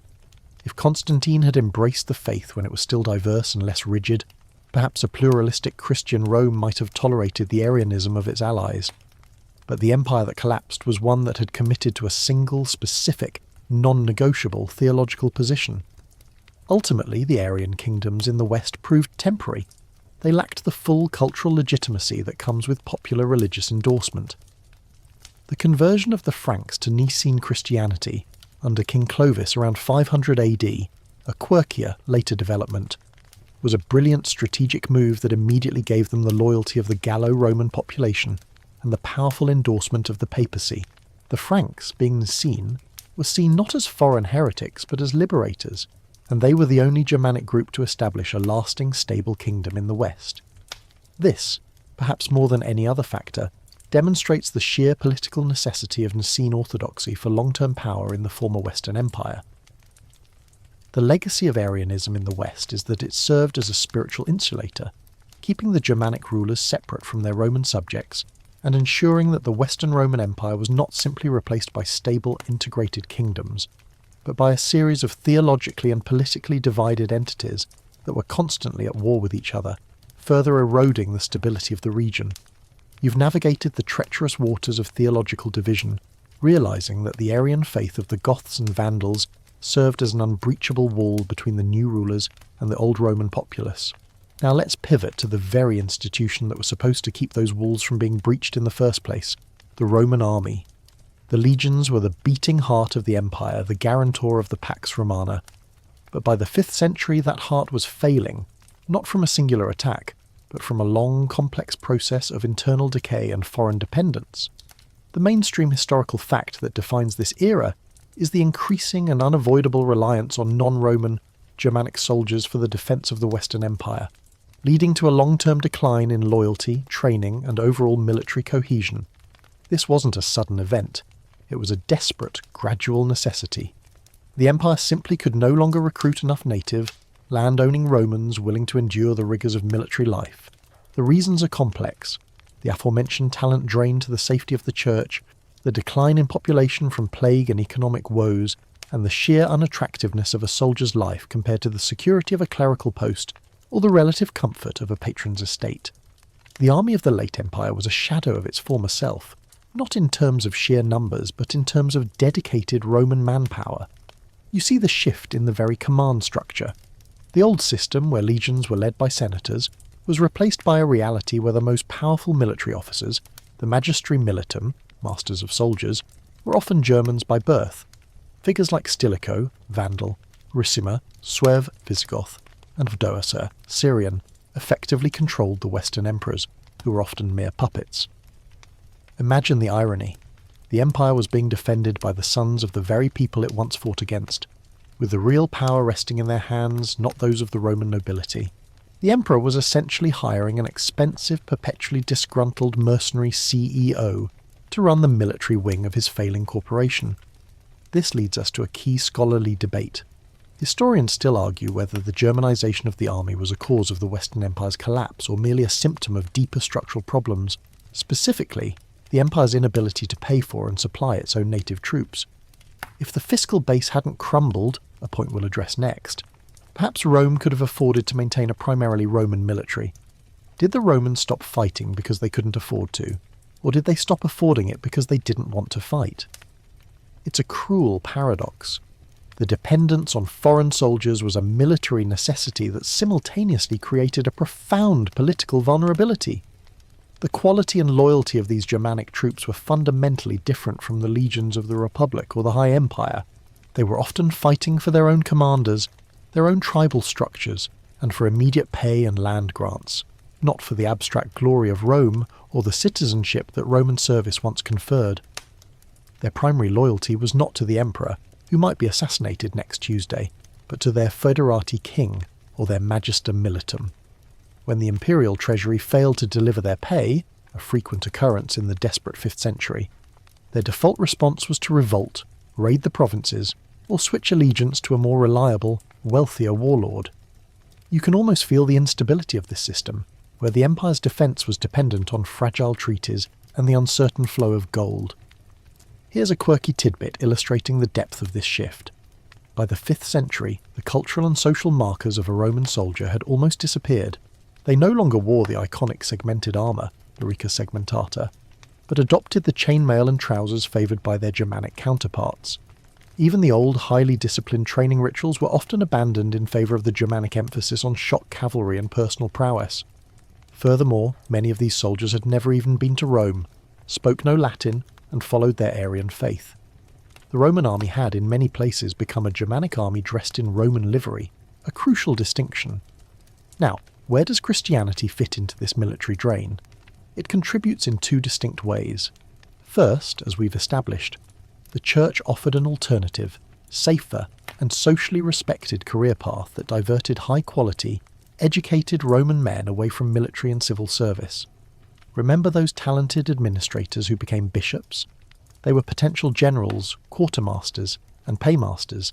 The Christian virtues emphasized piety, charity, and spiritual contemplation, qualities profoundly different from the traditional Roman martial ethos, which celebrated virtues, manly courage, and military glory.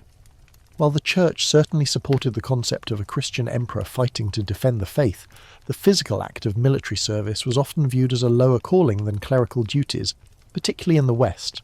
Second, the very Christianization of the empire created a moral and legal constraint on the military. The increasingly dominant Christian ethic meant the military could no longer simply wage wars of unprovoked conquest purely for loot and slaves, which had once been a major incentive for joining up and a source of imperial wealth. Furthermore, the reliance on Christian rhetoric meant that when military action was taken, it often had to be framed as a just war, a defence against heretics or pagans. This is not to say that the empire stopped fighting, but the moral and theological dimensions added a layer of complication that was absent in the old, brutally pragmatic pagan military machine. The ultimate consequence of this military drain and Germanic dependence was the dissolution of the Western Empire's core identity. The emperor controlled the title and the city of Ravenna, but the actual military power, the legions, the cavalry, the field armies, were commanded by men whose loyalty was transactional and often fleeting. When a Germanic magister militum decided he was tired of dealing with a weak teenage emperor, as happened repeatedly in the last decades of the Western Empire, there was virtually no one left to stop him. The Roman state had outsourced its survival to people who had an entirely different set of political and theological interests. You watch as the last vestiges of the old Roman military tradition fade. The legions are gone, replaced by bands of federati often fighting each other more than external enemies. The lack of a loyal, well-paid native army meant that the political institutions of the West were now entirely defenceless against internal military coups or external pressures. The failure of the Roman army wasn't an invading force, it was a slow, internal rot, and the changing spiritual landscape of the empire certainly played a subtle but significant role in accelerating that decay. The empire is now a hollow shell, defended by an army loyal to its own Germanic commanders and its Arian faith, a military crisis underpinned by a spiritual and administrative vacuum. You've just witnessed the military foundation of the empire crumble, hollowed out by Germanization and a lack of native Roman manpower. But that collapse, as with most historical disasters, wasn't merely military or spiritual, it was fundamentally economic. An army, no matter how loyal or well-trained, needs to be paid, equipped, and fed. And by the 4th and 5th centuries, the Western Roman empires to generate and deploy wealth had entered a terminal decline.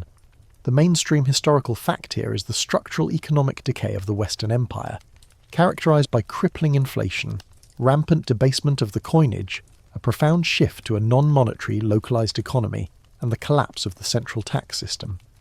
This economic rot began long before Christianity became the state religion, notably during the crisis of the 3rd century. Remember that time of an emperor every Tuesday? Emperors, desperate to pay their ever-demanding troops, began drastically reducing the silver content of their coins, an act of financial desperation you probably won't survive if you try it with your own bank account. This debasement led to hyperinflation, which made trade difficult and severely damaged the confidence of the populace in the imperial government's fiscal stability. Imagine you're a merchant in Ostia. You're paid in silver denarii, but every year the emperor issues new coins that are worth less and less actual metal. you quickly realise that holding on to grain or land is a much safer investment than holding on to the emperor's money. This forced the economy away from a sophisticated, integrated monetary system and back toward barter and localised, self-sufficient estates, villas. The empire was literally shrinking economically, becoming a collection of isolated agrarian units that had little need for the centralised imperial structure. The vast interconnected trade networks, which once moved wine from Gaul, oil from Spain, and grain from North Africa across the Mediterranean, began to atrophy. This economic collapse was intensified by the unjust and ruinous imperial tax burden. To compensate for the debased currency and the loss of revenue from provinces now occupied by foederati, the empire had to levy increasingly crushing taxes on the remaining loyal provinces. The burden fell most heavily on the curiales, the local town councils and wealthy landowners, who were legally responsible for collecting the tax quotas. If they failed to collect the full amount, they had to pay the difference out of their own pockets, a financially ruinous requirement that drove many wealthy citizens into bankruptcy, flight, or, crucially, into the church. Here's where Christianity directly contributes to this economic drain, creating a fascinating scholarly debate. Historians still argue whether the church's tax-exempt status and its vast land holdings represented a fatal drain on the empire's fiscal base, or if that wealth was simply redeployed for better social outcomes. As we've established, Constantine granted the clergy exemption from the curiales duty and other onerous taxes. Over time, as the church amassed huge amounts of land through donation and bequest, this wealth was permanently removed from the imperial tax rolls. Every time a wealthy Roman converted and donated their massive estate to the local bishop, in part to secure their heavenly future, and in part to escape the crushing burden of secular taxation, the emperor lost a source of revenue and a curialis. The sheer volume of land and talent siphoned away by the church meant that the tax base for the Western Empire was visibly shrinking in a time of enormous military expenditure. Was this wealth wasted? Number. It funded the massive charitable operations, the construction of basilicas, and the support of the poor, the diaconia, all social goods the state was failing to provide. But that money, however well used, was not funding the legions, the frontier garrisons, or the imperial bureaucracy. The church was building the city of God using the bricks and mortar that the emperor needed to defend the earthly city. Now, consider a quirky tidbit. The extreme popularity of asceticism and monasticism also indirectly contributed to the economic stasis. The most revered spiritual figures, the desert fathers and pillar sitters, embraced total poverty and rejection of the material world. While inspiring morally, this ethos de-emphasized the traditional Roman values of hard work, civic engagement, trade, and economic productivity. When the holiest men in the land were literally choosing to sit on pillars rather than engaging in commerce or governance, it sent a powerful message that earthly endeavours were distractions from the only thing that truly mattered: salvation. This subtle but profound shift in values, from the pagan celebration of worldly success to the Christian glorification of poverty, contributed to the decay of the entrepreneurial spirit that had once fueled the Roman economy. The continuous military and political instability of the 5th century, Alaric's sack of Rome, the Vandal seizure of Africa, the constant warfare in Gaul made things exponentially worse. The collapse of internal security meant that trade routes were unsafe, travel was dangerous, and currency was mistrusted. The economy entered a self-reinforcing downward spiral. Instability reduced trade and taxes, which meant less money to pay the army, which led to more instability and more barbarian incursions, which further reduced trade and taxes. The ultimate failure of the empire in the West was therefore an institutional failure to pay its bills. The emperor couldn't pay the soldiers, who then rebelled or turned against the populace.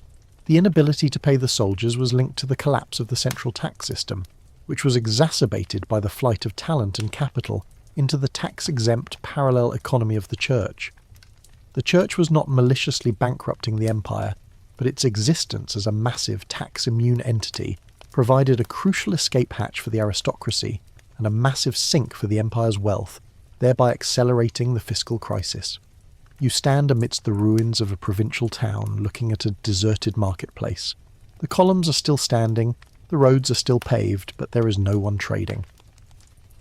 The local bishop, on the steps of his modest basilica, is organising a food distribution, keeping the populace alive. He is the only structure left functioning. You realise the devastating simplicity of the Western collapse. When the money ran out, everything else, the administration, the justice system, the schools and the legions, ceased to function. The church survived, thrived even, because its wealth was derived not from the collapsing imperial tax structure, but from the voluntary piety of its members, making it fiscally resilient in a way the empire was not. The church inherited a land and people that were already economically ruined, but possessed the organisational and financial resilience to manage the resulting social crisis. You've witnessed the slow, structural collapse of the Western Empire, the crisis of faith, the failure of the military and the ruin of the tax base. Now, we turn to the political decision that institutionalised this decay, the permanent division of the Roman Empire. This decision, driven by necessity and logistics, fractured the body politic, allowing the resilient East to survive while leaving the weakened West exposed to the gathering storms. The mainstream historical fact here is the formal and final administrative split of the empire in 395 AD upon the death of Theodosius I, the last emperor to rule both halves. He divided the empire between his two young sons, Arcadius in the east, Constantinople, and Honorius in the west, Ravenna and briefly Milan. While the empire had been temporarily divided before for administrative efficiency, dating back to Diocletian's tetrarchy, this split, intended to ease governance, became permanent and eventually fatal for the West. The empire, in theory, was still a single entity, but in practice it now had two jealous courts, two separate bureaucracies, and crucially, two competing treasuries. Imagine the empire as an injured body. The East, centred around the economically vibrant hub of Constantinople, was the healthy, wealthy half, controlling the rich provinces of Egypt, the grain basket, Asia Minor, manufacturing and trade, and the prosperous Balkans. The West, by contrast, was the poor, heavily indebted and war-torn half, dealing with constant invasions in Gaul, Spain and North Africa, until its eventual loss. The two halves were constantly vying for resources and military aid. The Eastern emperors, often preoccupied with their own barbarian threats, the Ostrogoths and later the Huns, increasingly adopted an empire-first policy, meaning Constantinople's survival took precedence over Rome's. This created a perverse political dynamic. Constantinople often found it strategically advantageous to redirect barbarian threats away from the east and toward the west. You can almost hear the cynical negotiations. Here, why don't you offer the Visigoths a nice permanent chunk of Gaul, and they'll leave our borders alone? This policy, using the West as a dumping ground for geopolitical problems, was a devastating factor in the Western Empire's rapid decline. The East survived in part by systematically sacrificing the West. You probably won't survive the political backstabbing that defined the relationship between the two courts. Here's a quirky tidbit about the psychological impact of the new capitals. Constantinople, founded by Constantine, was a purposefully Christian city, built on virgin ground, embracing the future. The Western court, meanwhile, eventually settled in Ravenna, a swampy, easily defensible city on the Adriatic coast, chosen for security, not for imperial splendour or economic power. Rome, the symbolic heart of the empire, was effectively abandoned as the administrative centre. This geographical shift symbolises the West's retreat from proactive governance to defensive paralysis, clinging to survival in a literal marsh, while the East flourished behind the massive walls of its new, magnificent capital. The most intense scholarly debate here is whether the division itself was the single, most crippling political decision that led to the fall of the West. If the immense wealth of the East had been consistently pooled and applied to the Western military crisis, paying the legions, funding the frontier defences and buying off the invaders, could the Western political structure have been saved? Or was the Western Empire already so far gone, so economically hollowed out, that even the full treasury of the East could only have delayed the inevitable? The division institutionalised the scarcity of resources in the West, ensuring that every crisis, military, economic or logistical, was magnified. Christianity played a subtle, yet crucial role in this divergence, particularly through the growing institutional split between the Church in the West and the Church in the East. In the East, the emperor in Constantinople maintained firm control over the Church, a system known as Caesaropapism, a concept we touched on earlier. The Patriarch of Constantinople was the emperor's spiritual advisor and subject to his will. In the West, however, the Bishop of Rome, the Pope, free from the immediate controlling presence of an effective emperor, gradually asserted his independence and supreme spiritual authority. As the Western imperial office became weaker and more transient, the popes, figures like Leo I, gained immense power, positioning themselves as the ultimate source of spiritual and often temporal authority in the West. This was formalised by the claim of the Petrine supremacy, the idea that the Bishop of Rome inherited the authority of the Apostle Peter. This created two distinct models of the relationship between church and state, a subordinate church in the East and an increasingly dominant autonomous church in the West. This divergence in religious authority further complicated political cooperation. Western popes often appealed to the Eastern emperor for military support, but always fiercely guarded their doctrinal independence and superiority, adding another layer of friction to the diplomatic relationship. The lack of a strong, unified civil authority in the West allowed the papacy to flourish politically and organisationally, becoming the only constant source of continuity. In a deeply Christianized world, the papacy became the spiritual head of the Western world, and the emperor in Ravenna was reduced to little more than a powerful military officer struggling to survive. The cumulative effect of the split was that the Western Empire lost the capacity to survive its own systemic failures. It lacked the fiscal base of the East, its political structures were paralysed by military strongmen, and its defence was constantly undermined by the rival court in Constantinople. When the great military and financial crises hit, like the loss of Africa, which we will examine soon, there was no larger, wealthier Roman entity willing or able to mount a sustained, decisive counterattack. You look at a map of the two empires. The lines are arbitrary, drawn by political expediency, yet the consequences were absolute. The East, with its capital, its economy, and its subservient church, would endure for another 1,000 years. The West, decentralised, bankrupt, and with a powerful independent church poised to fill the political vacuum, was already on a one-way trip toward dissolution. The administrative split was less a cause of the West's decline and more the imperial recognition of an already existing terminal condition, essentially amputating the sick limb to save the body, only to find that the limb was vital. You've traced the economic and administrative failures that defined the Western Empire's final decades, culminating in the fatal split between East and West. But the crisis was not just external, it was internal, a deep-seated philosophical and psychological malaise. The old Roman virtue of sacrificing everything for the res publica, the public thing, the state, was dying, replaced by a profound spiritual redirection. You are now standing in the late 4th and early 5th centuries, grappling with the intellectual revolution that accelerated this shift, the definitive de-emphasis of the earthly Roman state in favour of the eternal Christian one. The mainstream historical fact here is the profound impact of Augustine of Hippo's City of God, a massive intellectual work completed between 413 and 426 AD. Augustine, a brilliant bishop in North Africa, wrote this treatise in response to the pagan accusation that Christianity was responsible for the Visigothic sack of Rome in 410 AD, a pivotal event we will cover next. His argument was revolutionary. There are two cities, the earthly city, representing worldly governments, including the Roman Empire, and the heavenly city, representing the community of true believers, the Church. Augustine argued that the earthly city, while necessary for maintaining peace and order in this life, was fundamentally flawed, temporary, and irrelevant to humanity's ultimate salvation. Its glory was fleeting, its institutions were perishable, and its goals, power, wealth, victory, were ultimately empty vanities. The only city that mattered, the only one that was eternal and perfect, was the heavenly city. Imagine the psychological effect of this argument on the Roman elite. For centuries, the entire Roman identity, the very reason for existence, was tied up in the glory, endurance, and military success of the Roman state. The greatest achievement a person could aim for was to be a Roman citizen, a senator, a consul, a general, a defender of the urbs, the city. Augustine, one of the most respected intellectuals of the era, was essentially telling them, relax.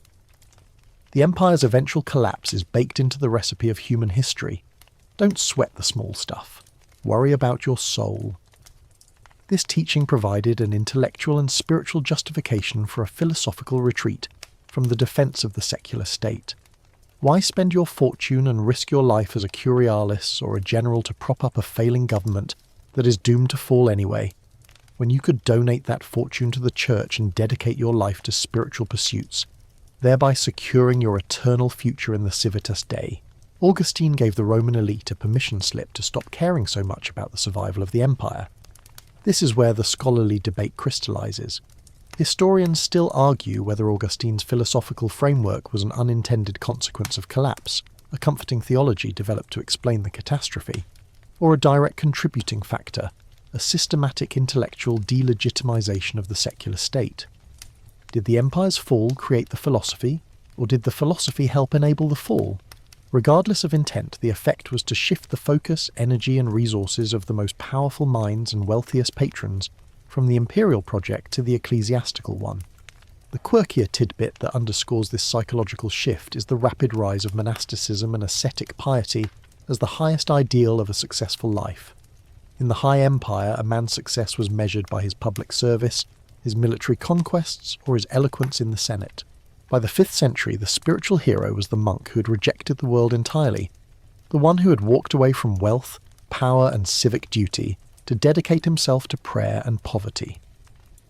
This rejection of the traditional Roman ideal of otium cum dignitate, leisure with dignity, usually meaning retired public service, in favour of monastic contemptus mundi, contempt for the world, was a huge cultural reversal. You see a young, talented man, born to a senatorial family, deciding to walk away from his inheritance and the political path to found a monastery in the quiet countryside. In the pagan era, this would have been seen as a tragic waste of potential, perhaps even a betrayal of his family and the state. In the Christian 5th century, he was a saint in the making, a greater success in God's eyes than any emperor. This drain of elite psychological commitment and administrative talent had a measurable impact on the quality and dedication of the secular government. Furthermore, Augustine's work indirectly solidified the Church's position as the sole, legitimate inheritor of Roman continuity in the West. If the earthly city, Rome, was destined to fail, then the only eternal viable institution left was the Church, the visible embodiment of the heavenly city on earth. The Church's job was to keep society stable enough for souls to be saved, to preach, administer the sacraments, and organise charity. It was not, fundamentally, to be loyal to a particular political regime, be it Roman or Gothic. This indifference to the political fate of the empire made the transition to Germanic rule much smoother for the population. When the Visigothic king took over Spain, the local Roman populace, guided by the Church, did not feel the same sense of absolute betrayal they might have felt a century earlier. The message from the bishop was clear. This new ruler is merely the latest temporary arrangement of the earthly city. As long as he allows us to practice our faith, our real home remains secure in heaven. The Church's theological framework provided a philosophical cushion against the shock of conquest. You recall the great public works, the aqueducts, the roads, the public baths that defined Roman greatness. In the 5th century, these systems were breaking down from lack of maintenance, lack of funding, remember the economic drain, and lack of committed administration. The resources and manpower that once maintained these vital civic structures were now being diverted to build massive churches, fund charitable efforts, and support the rapidly growing monastic communities. This redirection was not simply a financial choice, it was a philosophical prioritization of spiritual architecture over secular infrastructure. The legacy of this philosophical retreat is profound. Christianity offered the citizen an alternative source of identity and meaning that was entirely immune to the political fortunes of the state.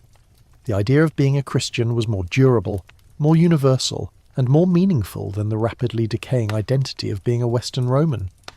By redirecting the deepest psychological loyalties of the elite and the masses away from the secular state, the Church arguably made the transition into the post-Roman medieval world possible, but in doing so removed the will of the ruling class to fight to the death for the continuation of the Western Empire.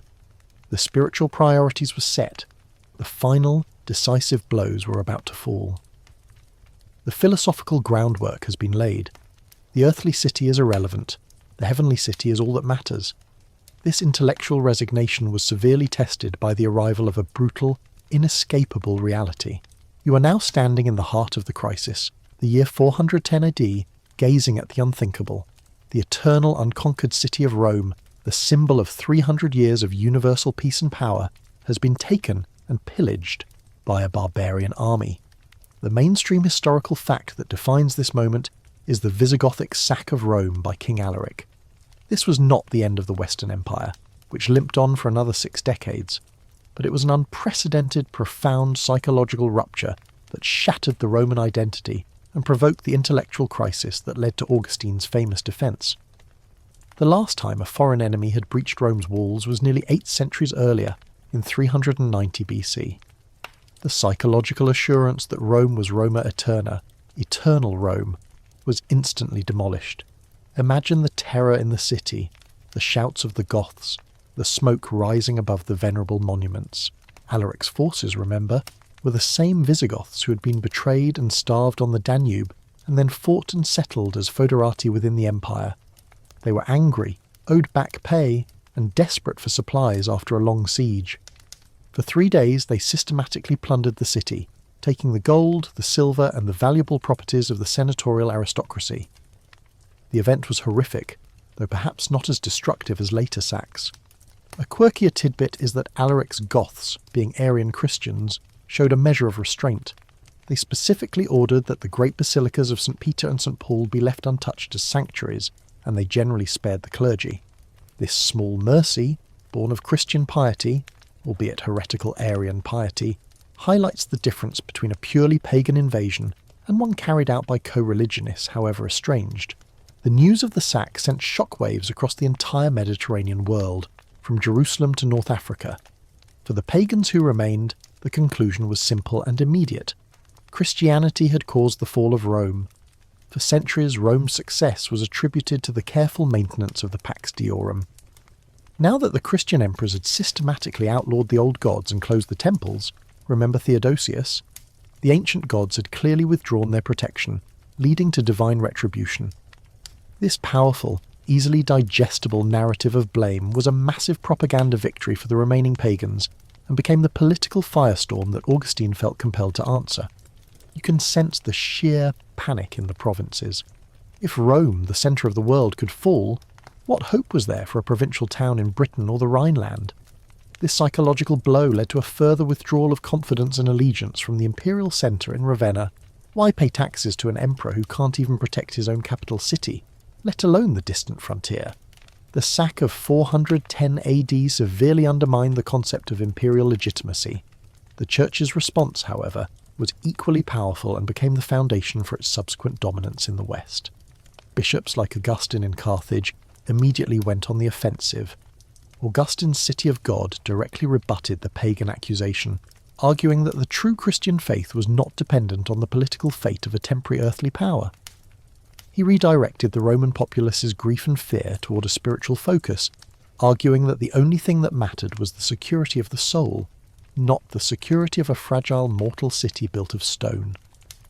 The very physical collapse of Rome became the theological proof of Augustine's thesis. Historians still argue whether the short-term effect of the sack of Rome was more damaging to the empire than the long-term, philosophical response it provoked. Did the Goths' physical destruction matter more than the intellectual response that delegitimized the survival of the secular state? The physical damage could be repaired. The philosophical shift was permanent. The Church offered a framework for meaningful survival amidst imperial failure, which was immensely appealing. The aftermath of the sack was chaotic. Alaric died shortly after, and the Visigoths eventually moved on, settling first in Gaul and later establishing a large kingdom in Spain, the same Arian foederati we discussed. Their movement out of Italy was partially due to their desire for stable provisions, but their passage caused immense damage and further paralysed the already crumbling imperial administration. Italy, once the secure heartland, was now revealed as vulnerable, open to further predation. The importance of the 410 sack is that it shifted the public consciousness. Before 410, Roman rule was considered a permanent condition. After 410, it was seen as a precarious temporary affair. This shift in perception perfectly complemented the Church's message. The Church was the only remaining institution that offered permanent, unshakable security. When the populace saw the bishop, a figure who commanded the respect of even the barbarian invaders, organising relief efforts, negotiating and providing spiritual comfort, they further cemented their allegiance to the ecclesiastical power structure. You see the powerful impact of this event. It accelerated the final talent drain, as the remaining wealthy families, the Senate, realized that their status as Romans no longer guaranteed their physical security. Many fled, some to Constantinople, others to the relative security of their own distant country estates, and still others dedicated their remaining wealth and influence to the church. The aristocracy, the traditional support base of the imperial structure, was abandoning ship. The sack itself may not have directly caused the fall of Rome, but it was the single greatest symbolic event that signalled the end of the Roman world in the West. It provided the ultimate validation for the Christian worldview that earthly power is transitory and forced the populace to seek security elsewhere. The secular state, revealed as incapable of protecting its most sacred symbol, forfeited the moral high ground to the Church, the only institution that could credibly claim to be offering something eternal. The psychological dam broke in 410 AD, releasing a flood of spiritual reorientation that ultimately paved the way for the Church's total assumption of civic responsibility in the West. The psychological wound inflicted by the sack of Rome is still fresh.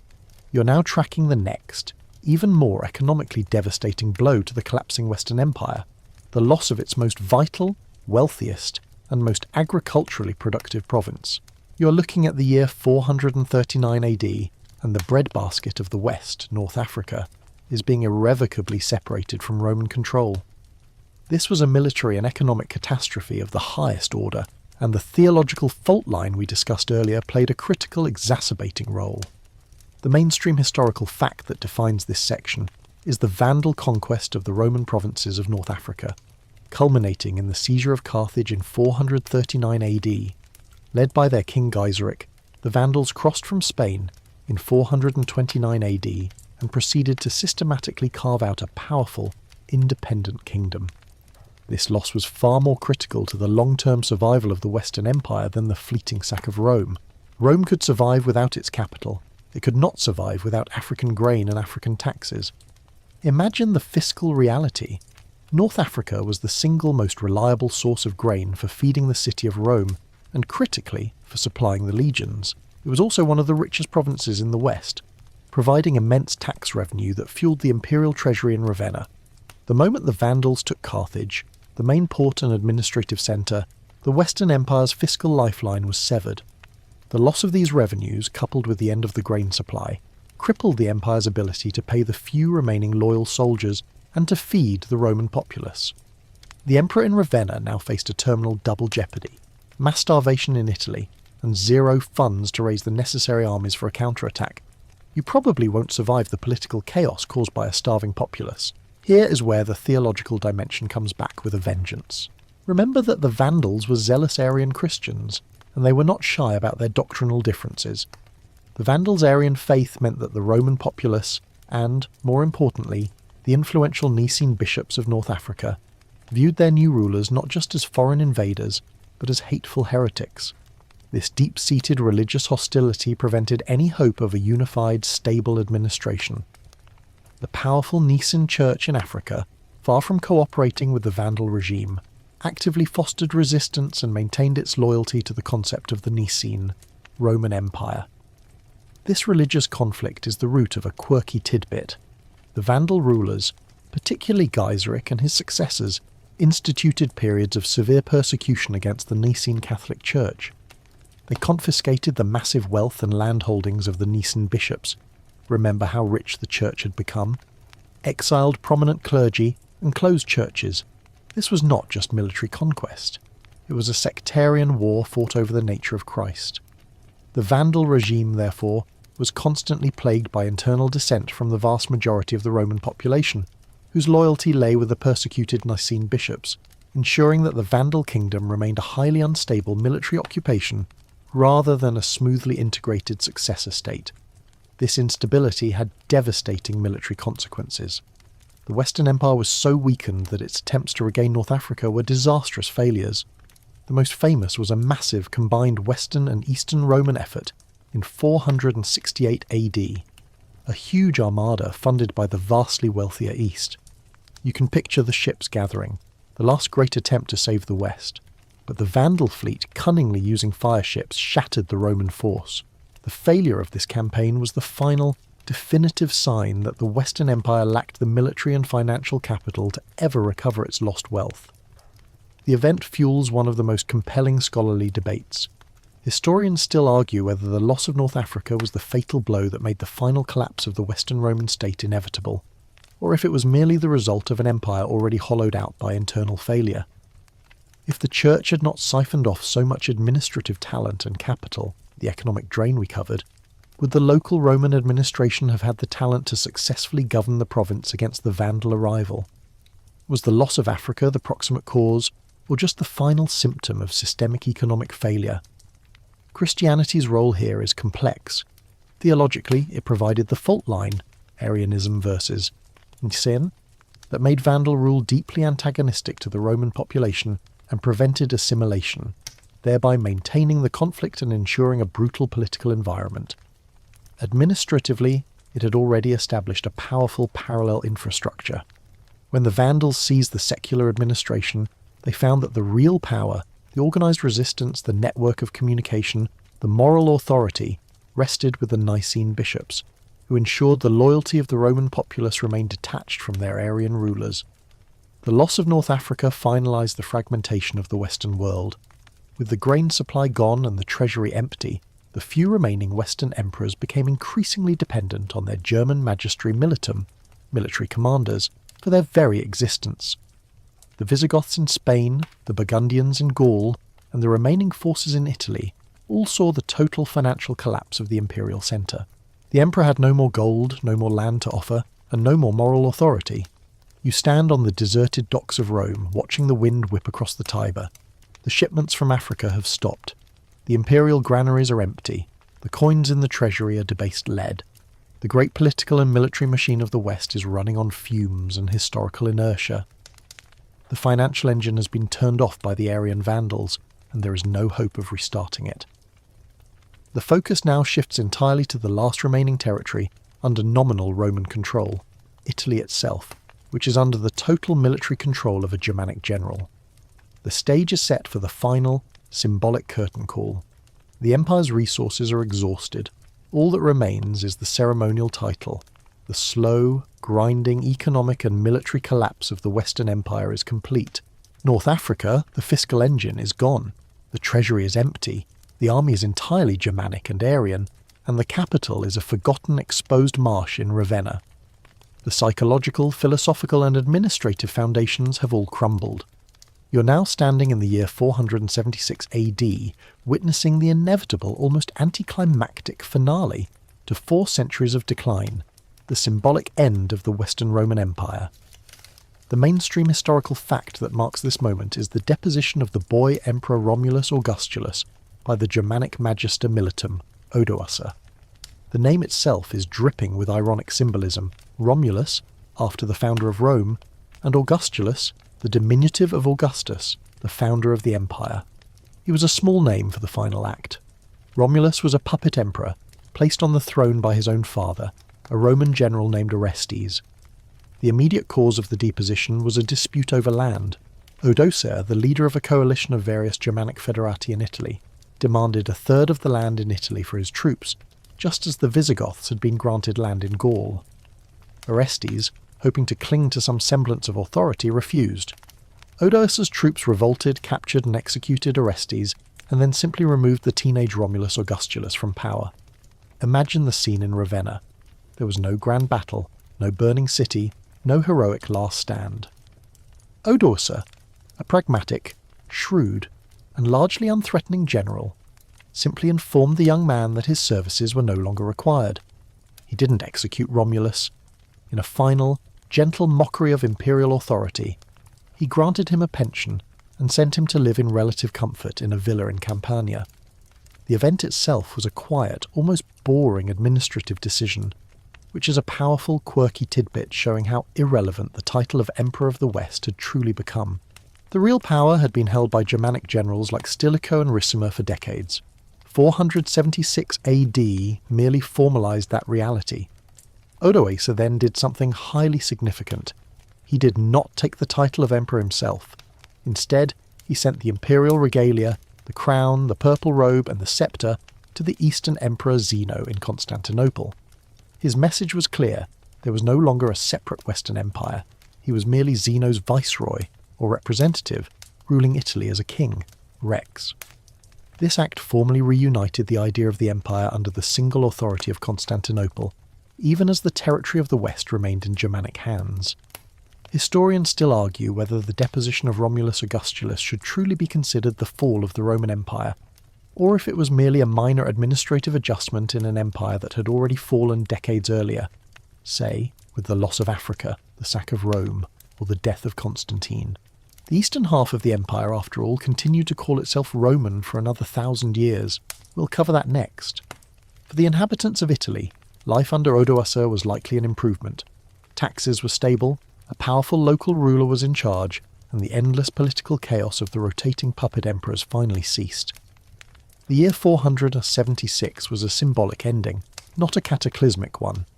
The Church's role in this transition was crucial, and it illustrates its total detachment from the fate of the secular state. The papacy and the Nicene bishops did not mourn the passing of the Western emperor. They welcomed the stability provided by Odoacer, and later the Ostrogoth Theodoric. Odoacer, though Arian, was highly respectful of the Roman Senate, Roman institutions, and critically the Nicene Church. The Church, under the powerful Bishop of Rome, already commanded the respect and allegiance of the populace. It had the economic infrastructure, the land and wealth, and the administrative network, the bishops as defensa civitatis, to provide the continuity that the secular state could not. You realise that by 476 AD, the Church was already fully functional as the spiritual and often administrative successor to the imperial government in the West. The deposition of the last emperor simply removed the Church's final political competitor. The Church had successfully established itself as the only eternal universal institution in a world of political fragmentation. The power resided not with the man in Ravenna, whoever he was, but with the man in Rome, the Pope. The final result of 476 was the creation of a political landscape dominated by Germanic kings who ruled over Nicene Roman populations, with the Nicene Church serving as the unifying cultural and political force between the two. The old centralized pagan Roman state was replaced by a collection of regional Christian kingdoms, Arian at first, then increasingly Nicene, recall the Franks. The political collapse was complete, but the cultural and religious triumph of the Christian Church was total. The Roman identity was no longer political. It was defined by adherence to the Nicene faith. The fact that the Eastern Empire continued to exist is a key counter-argument to the idea that Christianity caused the fall. The East was just as Christian as the West. In fact, its emperors were far more involved in controlling the Church. Yet the East survived. This strongly suggests that the military, economic and geographic factors unique to the West, loss of North Africa, heavy reliance on Germanic, federati, the relative weakness of its capital, were the true proximate causes of the political collapse. The Church, while certainly contributing to the administrative and military drain, functioned more as the catalyst that accelerated the political failure and the mechanism that preserved Roman culture during the subsequent centuries of chaos. You step back from 476 AD. The official end is over. The empire, the single greatest political structure of the ancient world, is gone. But the Church, the small persecuted cult we met in the first section, is not just standing. It is preparing to inherit the political, cultural and spiritual leadership of a new European continent. The journey of the falling earthly city ends here, but the journey of the rising heavenly city is just beginning. The final question awaits. What does the survival of the eastern half tell us about this entire narrative? You've just witnessed the quiet, symbolic end of the Western Empire in 476 AD. The final puppet emperor is pensioned off, and a Germanic king rules Italy, paying nominal homage to an emperor hundreds of miles away. But the story of Christianity and the fall of Rome can't conclude without asking the crucial question. If Christianity was a primary cause of Rome's fall, why did the Eastern Roman Empire survive for another 1,000 years? You now shift your focus entirely to Constantinople, a vibrant, wealthy and fiercely Christian metropolis that demonstrates the complex relationship between faith and imperial survival. The mainstream historical fact that anchors this section is the enduring survival and relative prosperity of the Eastern Roman Empire, or Byzantium, until 1453 AD, despite being just as thoroughly Christianized and often far more theologically volatile than the West. The simple fact that a Christian Roman Empire survived for so long is the most powerful single counter-argument to the thesis that Christianity fundamentally caused the fall of the Roman state. If the faith was inherently corrosive to Roman power, it should have dissolved the Eastern Empire just as quickly. Imagine stepping into Constantinople in the 6th century. It is a city of unparalleled wealth and sophistication. The massive triple walls, which would repel invaders for a millennium, stand as a testament to successful defence. The emperor, Justinian, is building the breathtaking Hagia Sophia, the Church of Holy Wisdom, a structure whose architectural audacity rivals any temple of Jupiter. The bureaucracy is centralised, efficient, and paid in gold solidi that rarely suffered the debasement plaguing the West. You see the legions, well-supplied and loyal, defending clear, defensible frontiers. The crucial difference was structural, economic, and geographical, not religious. The East controlled the richest provinces, Egypt, Asia Minor, Syria, the most lucrative trade routes, and possessed a vast, deep tax base that never completely failed. While the West's economy imploded, remember that financial drain? The East could always afford to pay its army, its civil service, and crucially, to buy off or deflect barbarian threats. The West was financially bankrupt, the East was fiscally solvent. Here's where the role of Christianity dramatically diverges between the two halves. The Eastern Empire operated under a system known as Caesaropapism. The emperor was seen as God's representative on earth, and the head of both church and state. The Patriarch of Constantinople was appointed and often controlled by the emperor. This is a crucial, quirky tidbit. Eastern emperors, unlike their weak Western counterparts, never surrendered their secular authority to the church. They used the church as an instrument of state policy, to unify the population, to legitimize their rule, and to enforce social order. They dictated theological doctrine, remember Constantine at Nicaea, commanded the clergy, and leveraged the church's vast network for imperial administration. Contrast this with the West, where the popes became politically independent and asserted their spiritual authority over the emperor, remember Ambrose and Theodosius. The East avoided the dual sovereignty problem that plagued the West. The church in Constantinople was an amplifier of imperial power. The church in Rome was an alternative centre of power. Historians still argue whether the flexibility of the Eastern Empire, its ability to absorb and integrate various cultures and to maintain a tight fusion of church and state, is the real key to its survival. The East had its own theological conflicts, like the destructive Monophysite schism, which often led to riots and rebellions, but the emperor always retained the power to impose an administrative solution. The church did not, as it did in the West, become a massive tax-exempt landholder that drained the state's fiscal capacity. The vast wealth of the Eastern Church remained far more subject to imperial oversight and confiscation when necessary. Furthermore, the Eastern Empire never lost control of its core territory or its military identity. The massive barbarian migrations, Visigoths, Ostrogoths, were successfully steered away from the rich core provinces of Asia Minor and Egypt and diverted toward the Balkans and ultimately the vulnerable West. The East maintained a sophisticated, primarily Roman military structure, with a loyal native population committed to the state's survival. The empire's survival was fundamentally a victory of economic and military strategy over geography and constant threat. The enduring existence of Byzantium also helps us refine our entire premise. The problem in the West wasn't Christianity itself, it was the way the collapse of secular authority allowed the church to become a replacement government. In the East, the secular government remained strong, and therefore the church remained subordinate. Christianity provided the people of the East with a unifying purpose and a profound sense of Roman identity that was more durable than the old pagan virtues, contributing to their resilience. Their identity was Roman and Orthodox Christian, and that combination fueled their 1,000-year endurance. The church in the West, in its role as the monk and the mayor, played an essential role in preserving culture, administering justice, and keeping the lights on for the populace when the secular state failed. But that need for a replacement government only arose because of the pre-existing and compounding failures unique to the Western half. The catastrophic loss of North Africa's grain and taxes, the military reliance on Oriental generals, the political paralysis of the Western courts, and the lack of a deep, centralised and solvent treasury like Constantinople's.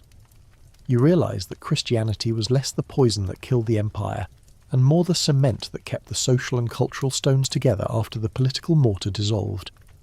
It accelerated the Western political collapse by offering a more appealing career path, the drain of talent, and a tax-exempt fiscal sink, the economic drain. But it was the bridge that carried Roman civilization, its laws, its Latin, its administrative principles, into the medieval age, ready for the next phase of history. The political corpse was replaced by a spiritual superpower. The Byzantine bridge clarifies the fall. It was a Western failure, not a Christian failure. The Roman Empire did not truly fall in 476 AD. It merely shifted its centre of gravity to the east, where it endured, proving that Christianity and Romanitas could coexist perfectly well, provided the emperor held the purse strings and the political power. The fall of the West was a local event, a final administrative clean-up in a series of economic and military disasters. The spiritual legacy of Rome, however, continued in two powerful forms: the enduring political state of Byzantium and the rising spiritual state of the Catholic Church.